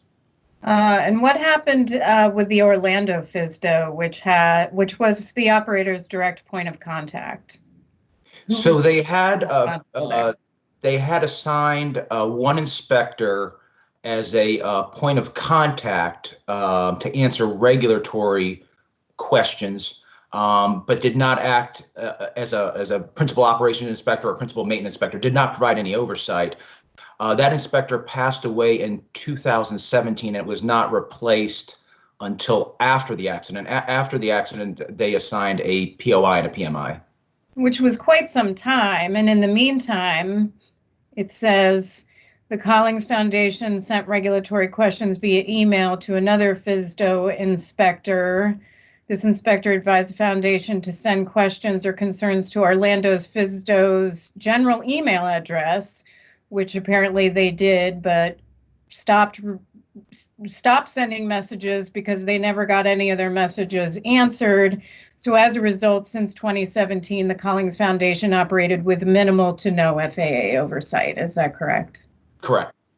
Yeah, so that's a concern. And I just want to follow up with two things.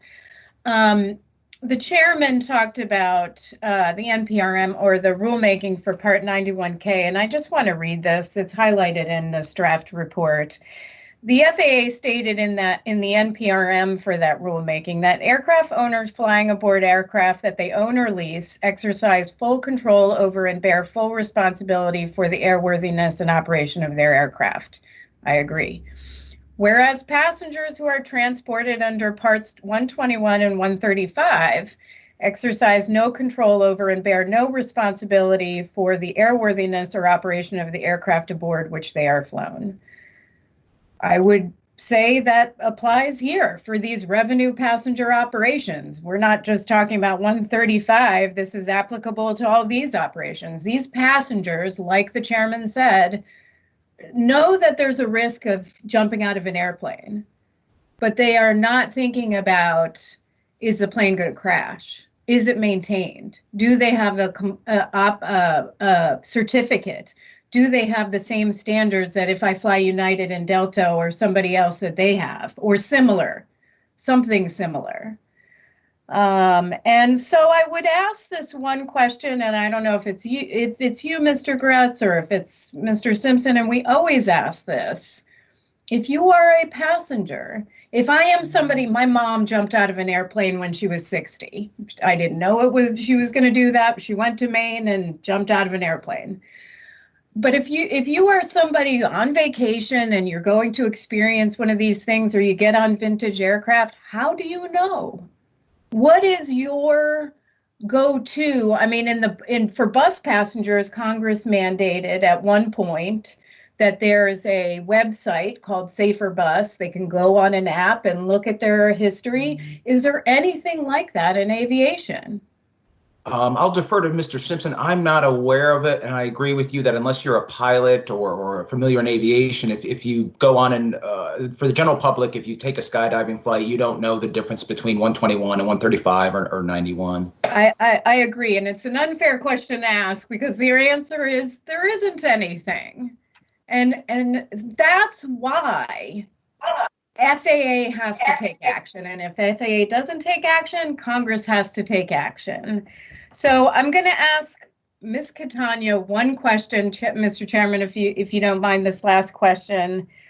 Ms. Catania, who works in our safety recommendations and communications office, if you can talk about just briefly what happens after this board meeting. What do you do after this board meeting? That's not the end of our action. And after you're done, I'll turn off my camera and let the chairman take over. Thank you. Thank you, Member Hamady. In the Office of Safety Recommendations and Communications, we track and evaluate responses to the board's recommendations, and we work with all of you to advocate for their adoption. Let me explain how. Our safety recommendations team records and tracks all responses to recommendations we issue. The organization receiving the recommendation writes to the NTSB describing what they plan to do or what actions they have taken to address the recommendation. The team evaluates the response and determines whether the planned actions or actions taken satisfy the recommendation. The team then prepares a letter describing our evaluation and classification of the recommendation. This letter is approved by the board. The team also contacts recipients who have not responded in a long while to make sure that action is being taken. Our government affairs team educates Congress, governors, and state legislatures about our investigations and recommendations. They monitor federal and state legislative efforts to improve safety. They provide requested information to congressional staff about our open recommendations and regularly update the Congress about status of recommendations. Working with all the board members and NTSB staff, our advocacy and media teams arrange media engagements, roundtable discussions, and collaborations with external stakeholders to keep the pressure on recommendation recipients to take action. Our advocacy team manages the agency's most wanted list, which identifies the top safety improvements that can be made to prevent accidents, minimize injuries, and save lives in the future. Thank you, Member Hamady, for giving me the opportunity to explain some of the work that happens at the NTSB after a board meeting concludes. Thank you so much. Great work. Well, you're right, Member Hamady and Ms. Catania. This is just the very beginning. This is the beginning of what change will be in place. Member Graham. Thank you, Mr. Chairman. I just have a couple questions I need to clean up here. One of them is concerning the FAA actions after the Lockhart balloon accident and the actions that they took since then. I know one of them was they have a notice proposed rulemaking for medical certification standards for commercial balloon operators. The other action they took is identify and increase surveillance of operators of balloons with an envelope size of 140,000 cubic feet or larger. Can somebody just explain what the significance of 140,000 cubic feet or larger, what that pertains to? Thank you. I'll let Captain Lawrence, who was the investigator on that accident, discuss that. Actually, I would pass that off to Mr. Hoyt, who's monitoring the responses from the FAA on those recommendations. So we basically asked the FAA in our response how they came up with the 140,000 cubic feet threshold for increased oversight, and we have not heard back as to how they came up with that.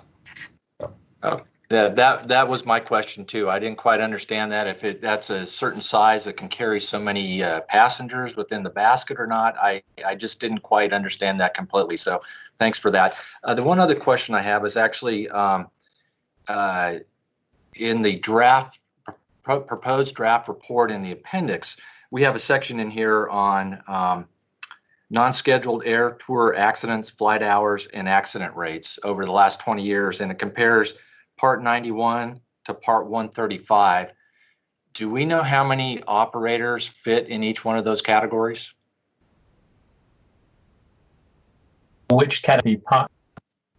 The Part 91 or the Part 135 category? Both, because I think it's important that we notice the difference because there's a difference in the number of fatalities. Do we know the difference in the number of operators that fit in each one of those categories? I don't have that data at hand, but just to make sure you're aware that because of the relatively low number of accidents in Part 91, we have to be a little bit careful with comparing year-on-year accident data. If you have one accident one year to the next, you essentially have 100% increase in the accident rate. So we just have to be a little careful how you interpret that data, but I don't have any specifics on those numbers right now, but we can get that.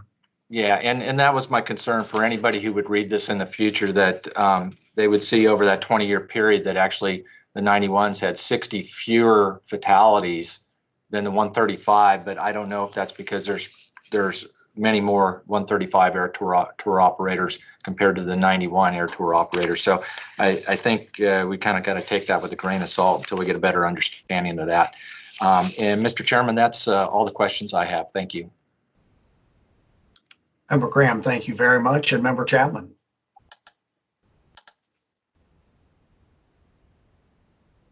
Thank you, Mr. Chairman. Just a couple of questions, and I want to pick up on the line of questioning that Member Hamady pursued, which I think she described as unfair questions, and I'm going to continue and ask a few more unfair questions. These are questions that are arguably beyond the scope of the work that was done to prepare for this report. If you have some thoughts on these, feel free to offer them. I do just want to make a couple of points. Passengers often learn of these operators directly on their own, but sometimes they learn of them through third parties, such as cruise ships, local sightseeing tours, or other travel or entertainment outlets.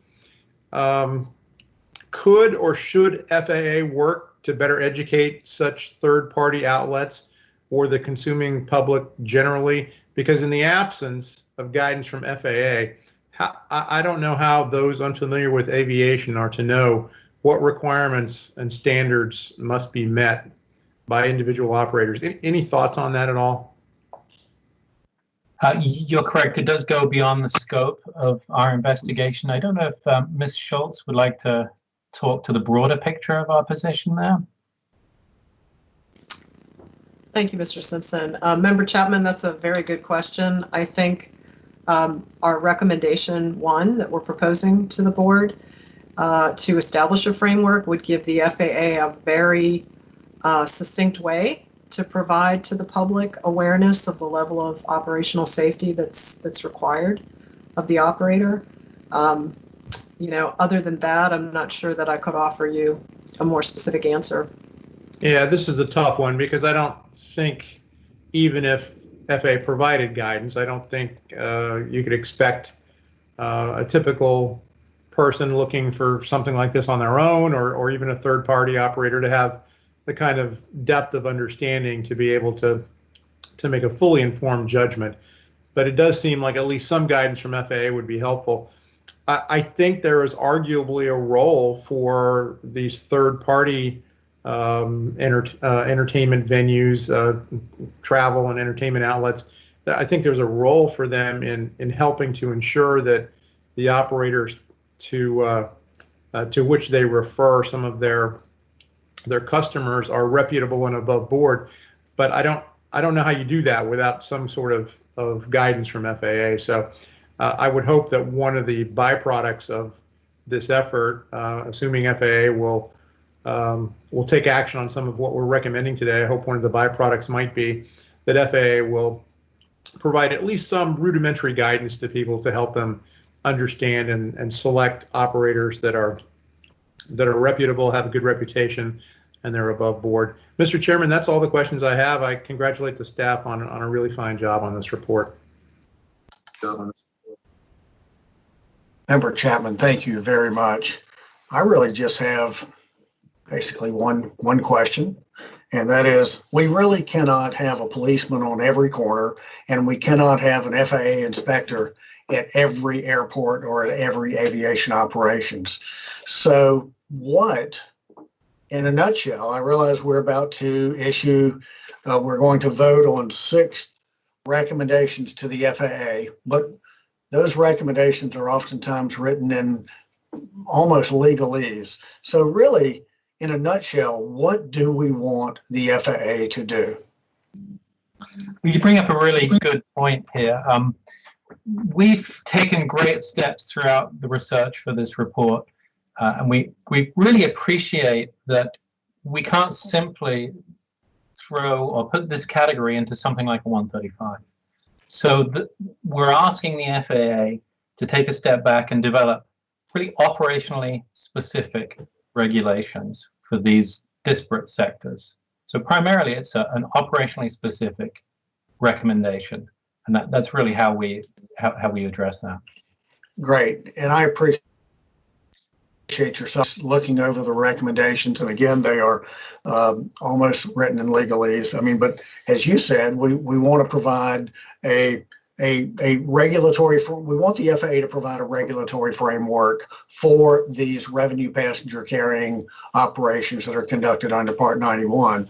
We want them to identify the shortcomings in Part 119, which allows people to skirt these regulations, as we've seen in this report. We want these revenue passenger carrying operations under Part 91 to develop an SMS program. And we want better guidelines for the FAA inspectors in their surveillance of these operators. And we want a database of these operators so the FAA knows, you know what, there's an air tour operator out at this airport. We need to make sure that they're part of our inspection program. So that, in a nutshell, I think, is what we are asking for. Do staff, before I go to my colleagues, does staff have anything you'd like to add to any of this before I return to my colleagues to see if they have any additional questions? I don't believe we do. Great, thank you. Do any of my colleagues, would you like to ask additional questions or bring out particular points before we move to the findings? Okay, well, if that's the case, what we will do is, Mr. Curtis, if you would please read the proposed findings. Absolutely, Chairman. As a result of this investigation, staff proposes 7 findings. Number 1, the Federal Aviation Administration has a responsibility to bolster regulations and oversight for all revenue passenger carrying operations currently conducted under Title 14 Code of Federal Regulations, Part 91, to ensure an increased level of safety for those participants who pay for these flights. Number 2, some operators have been exploiting and/or inappropriately capitalizing on the exceptions contained in Title 14 Code of Federal Regulations 119.1E to avoid the additional requirements and oversight intended to apply to the types of revenue passenger carrying operations being conducted. Number 3, because of a regulatory omission, commercial glider sightseeing flights have essentially been operating with almost no oversight. Number 4, the Federal Aviation Administration's oversight and surveillance of Title 14 Code of Federal Regulations Part 91 revenue passenger carrying operations do not ensure that these operators are properly maintaining their aircraft and safely conducting operations.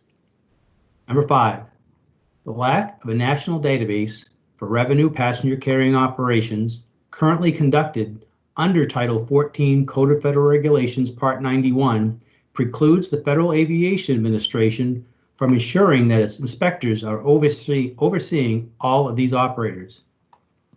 Number 6, the implementation of a safety management system for all revenue passenger carrying operators currently operating under Title 14 Code of Federal Regulations Part 91 would help company managers, pilots, and other employees identify and mitigate risks and promote the safety of these operations. And number 7, Federal Aviation Administration oversight of a revenue passenger carrying operator's safety management system would help ensure that the system is adequately identifying and appropriately mitigating safety risks. Chairman? Mr. Curtis, thank you very much. At this time, we'll do a roll call to ensure that all board members are prepared to deliberate. Vice Chairman Landsberg. I'm ready, sir, to deliberate. Thank you. Thank you very much. Member Hamady. I'm ready as well. Thank you. Thank you very much. Member Graham. Member Graham's ready. Thank you very much. And Member Chapman. And I'm ready, Mr. Chairman. Thanks. Very good. I think we're all present and accounted for. Are there any proposed amendments to the draft findings? Seeing none, do I have a motion to adopt the findings as presented? So moved. Vice Chairman has moved. Is there a second? Second. Member Chapman has seconded. Is there any discussion? Seeing none, it's been moved and seconded to adopt the findings as presented. We'll do a roll call vote. Those in favor of the motion will vote by saying aye. Those opposed to the motion will vote by saying nay. Vice Chairman, what say you, sir? Vice Chairman says aye. Vice Chairman says aye. Member Hamady. Member Hamady votes aye. Member Hamady votes aye. Member Graham. Member Graham votes aye. Member Graham votes aye. And Member Chapman. Member Chapman votes aye. Member Chapman votes aye. The chairman votes aye. The findings have been adopted unanimously. Now, Mr. Curtis, if you'll please read the proposed recommendations. Yes, sir. As a result of this investigation, staff proposes the following 6 new safety recommendations, all to the Federal Aviation Administration.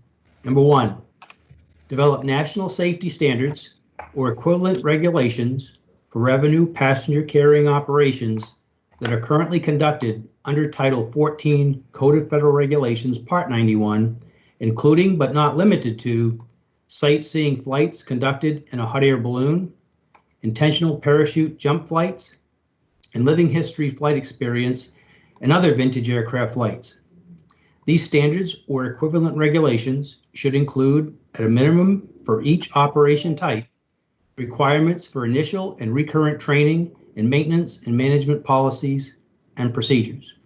Number 2, identify shortcomings in Title 14 Code of Federal Regulations 119.1E that would allow revenue passenger carrying operators to avoid stricter regulations and oversight in operations that include, but are not limited to, air combat extreme aerobatic experience flights and tour flights operating as student instruction, nonstop commercial air tour flights operating as aerial photography flights, and glider sightseeing flights. After these shortcomings are identified, use that information to add other types of flight operations to the national safety standards or equivalent regulations requested in Safety Recommendation 1. Number 3, revise Order 8900.1, Flight Standards Information Management System, to include guidance for inspectors who oversee operations conducted under any of the living history flight experience exemptions to identify potential hazards and ensure that operators are appropriately managing the associated risks. 4, develop and continuously update a database that includes all of the revenue passenger carrying operators addressed in Safety Recommendations 1 and 2 to facilitate oversight of these operations. Number 5, require safety management systems for the revenue passenger carrying operations addressed in Safety Recommendation 1 and 2. Number 6, for the revenue passenger carrying operations addressed in Safety Recommendations 1 and 2, provide ongoing oversight for each operator's safety management system once established. Previously issued recommendations reiterated in this report. There are 2 safety recommendations reiterated, both to the Federal Aviation Administration. Number 1, which is A1928, require all commercial air tour operators, regardless of their operating role, to implement a safety management system. And secondly, A1930, which reads Revised Order 8900.1, Flight Standards Information Management System, to include guidance for inspectors who oversee Title 14 Code of Federal Regulations, CFR, Part 91, operations conducted under any of the 14 CFR 119.1E exceptions, to identify potential hazards and ensure that operators are appropriately managing the associated risks.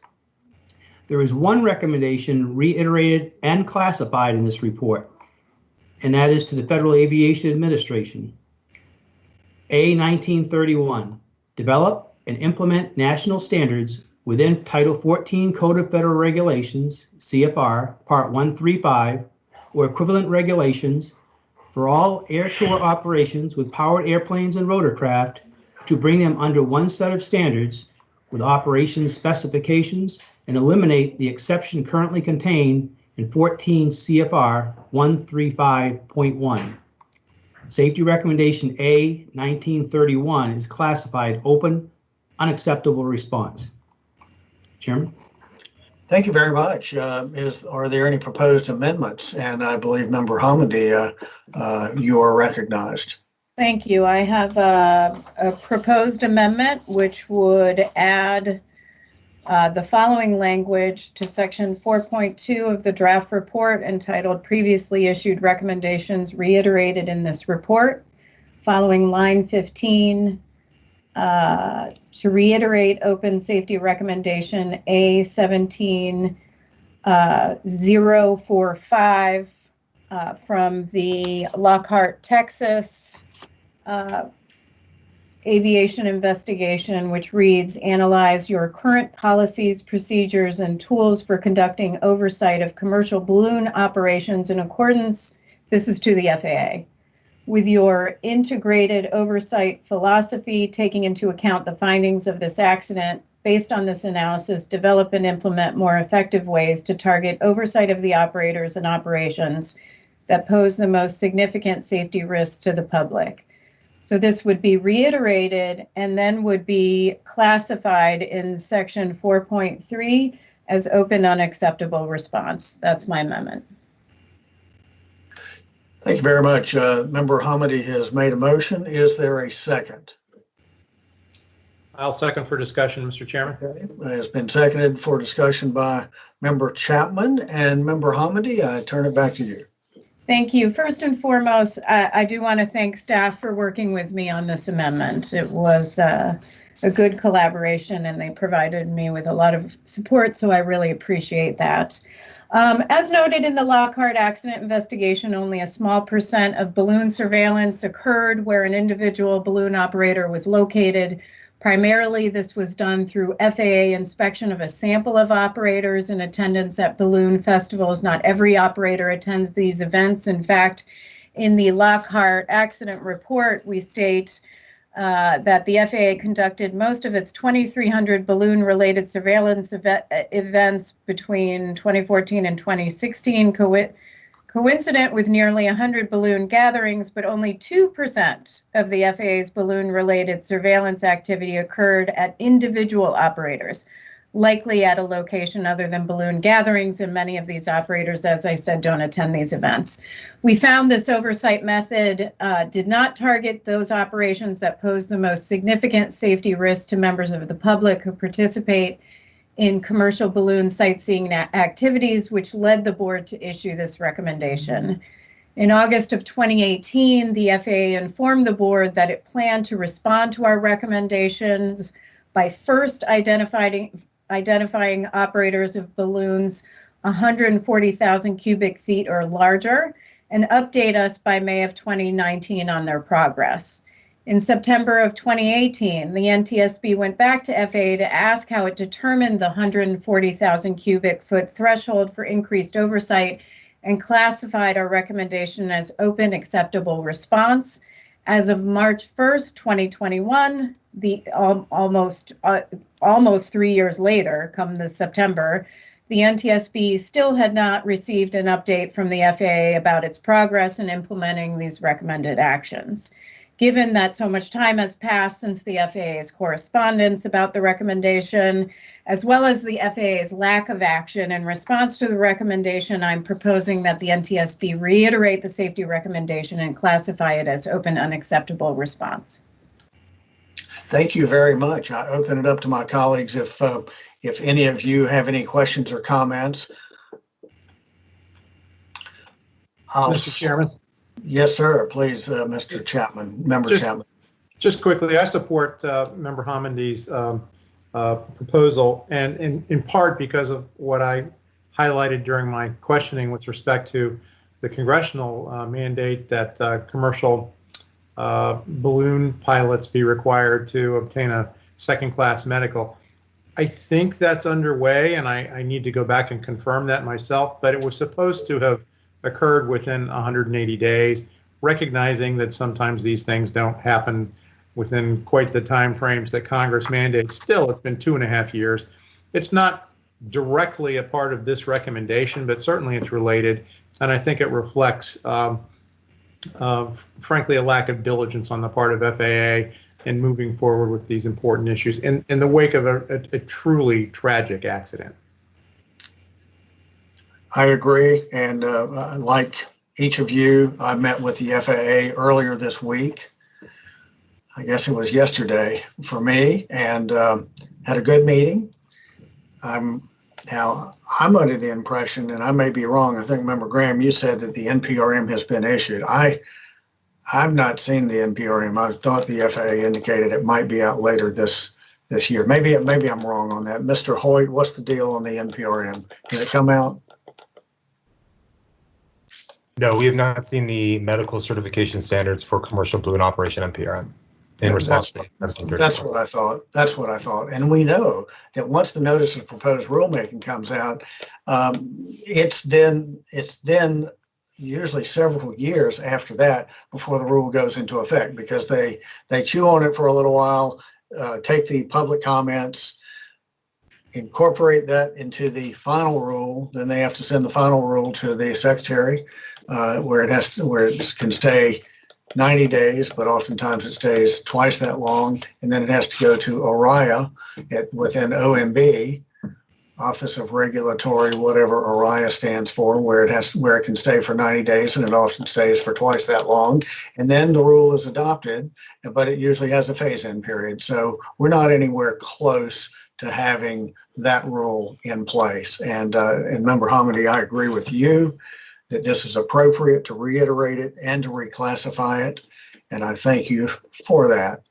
I also, as I spoke with staff last night about, and you and I have emailed about, we will also need to get staff to go back and propose some page changes to support the verbiage, to have the verbiage to support what you are proposing. Do you agree with that? Yes, you do. I think you're nodding your head.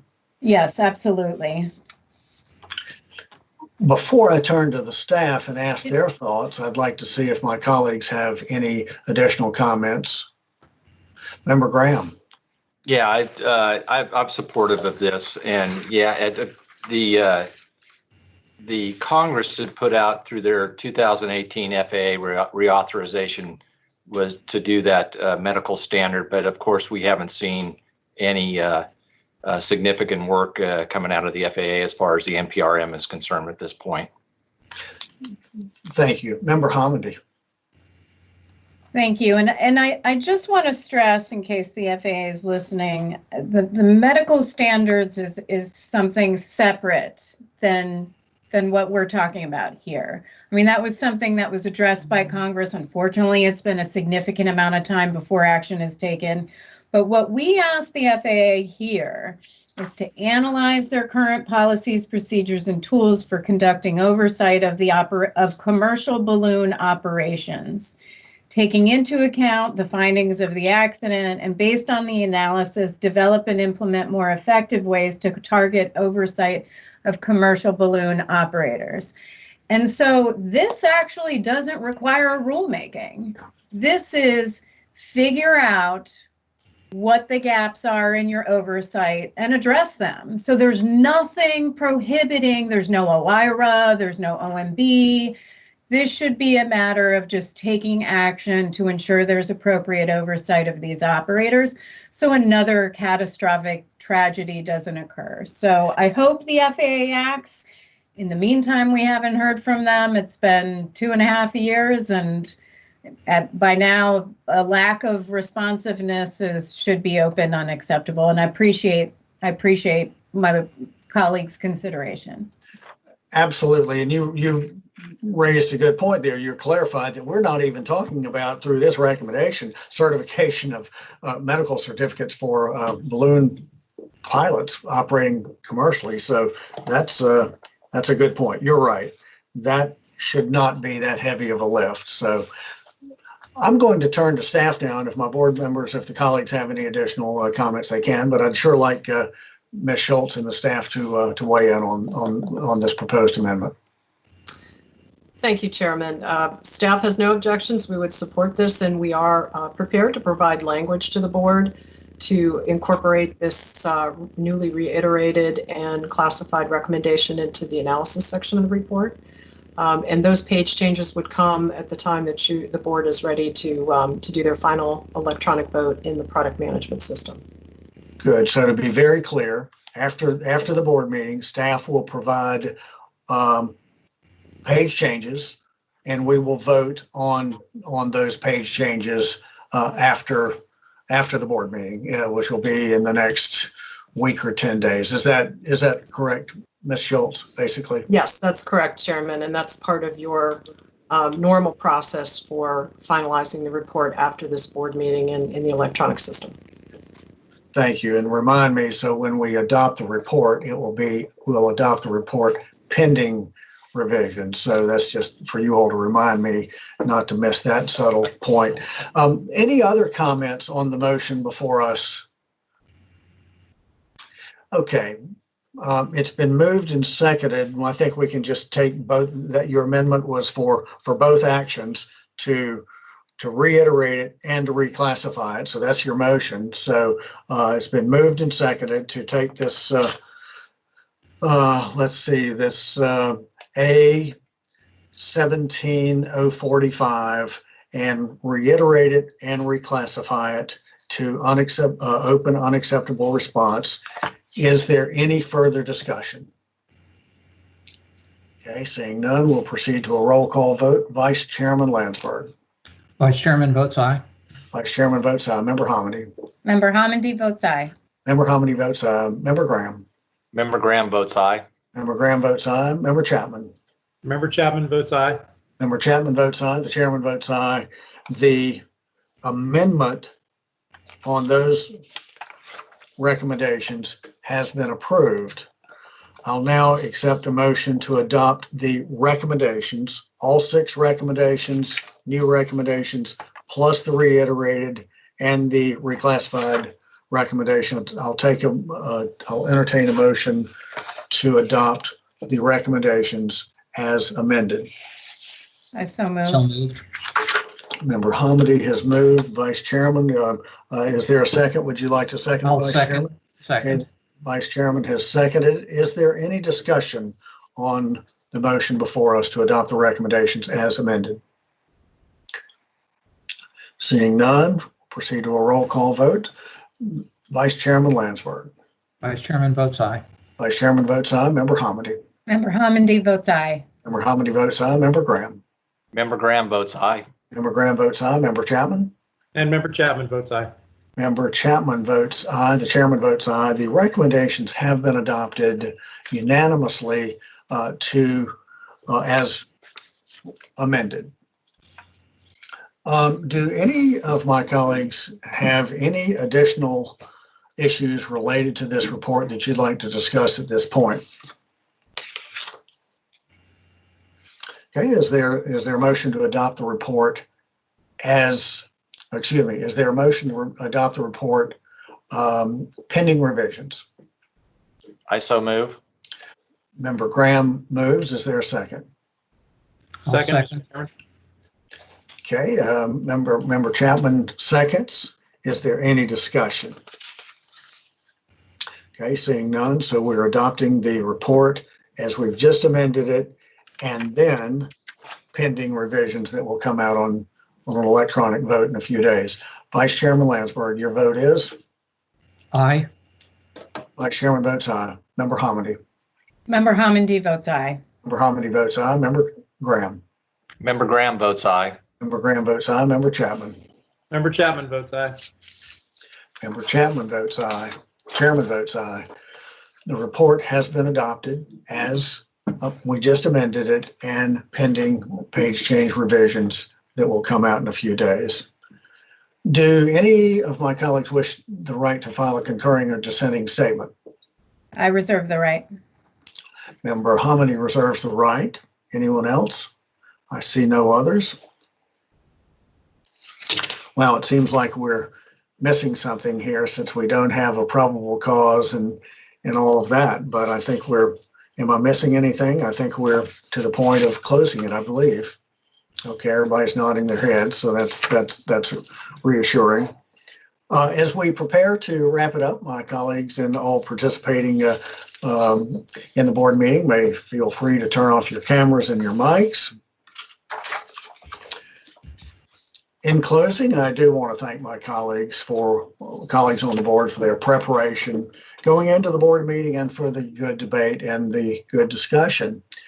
Thanks to the investigators, the analysts, the report editors, writers, and editors in the Office of Aviation Safety, with the support of the Office of Research and Engineering for providing data.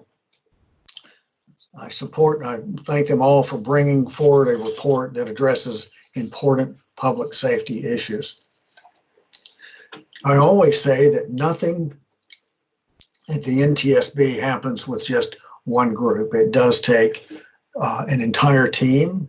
A sincere thank you not only to those who work directly on the report, to the program and the support staff who have made this meeting possible.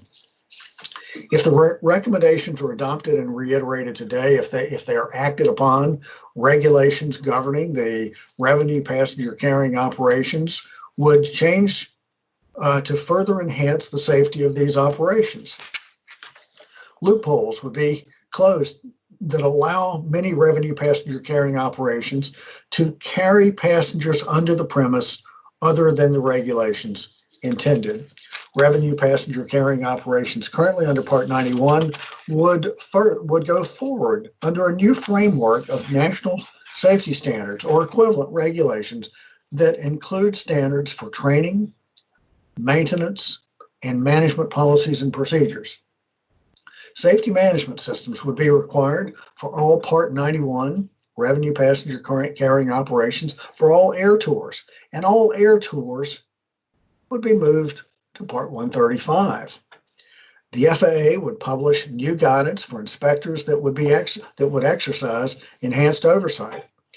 When people step on board an aircraft as paying passengers, they have the right to trust that the flight will be operated as safely as possible.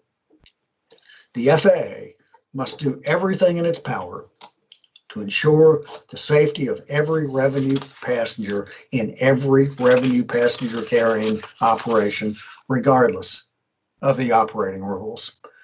Acting upon these recommendations will be a giant step forward to that goal. Thank you. We stand adjourned.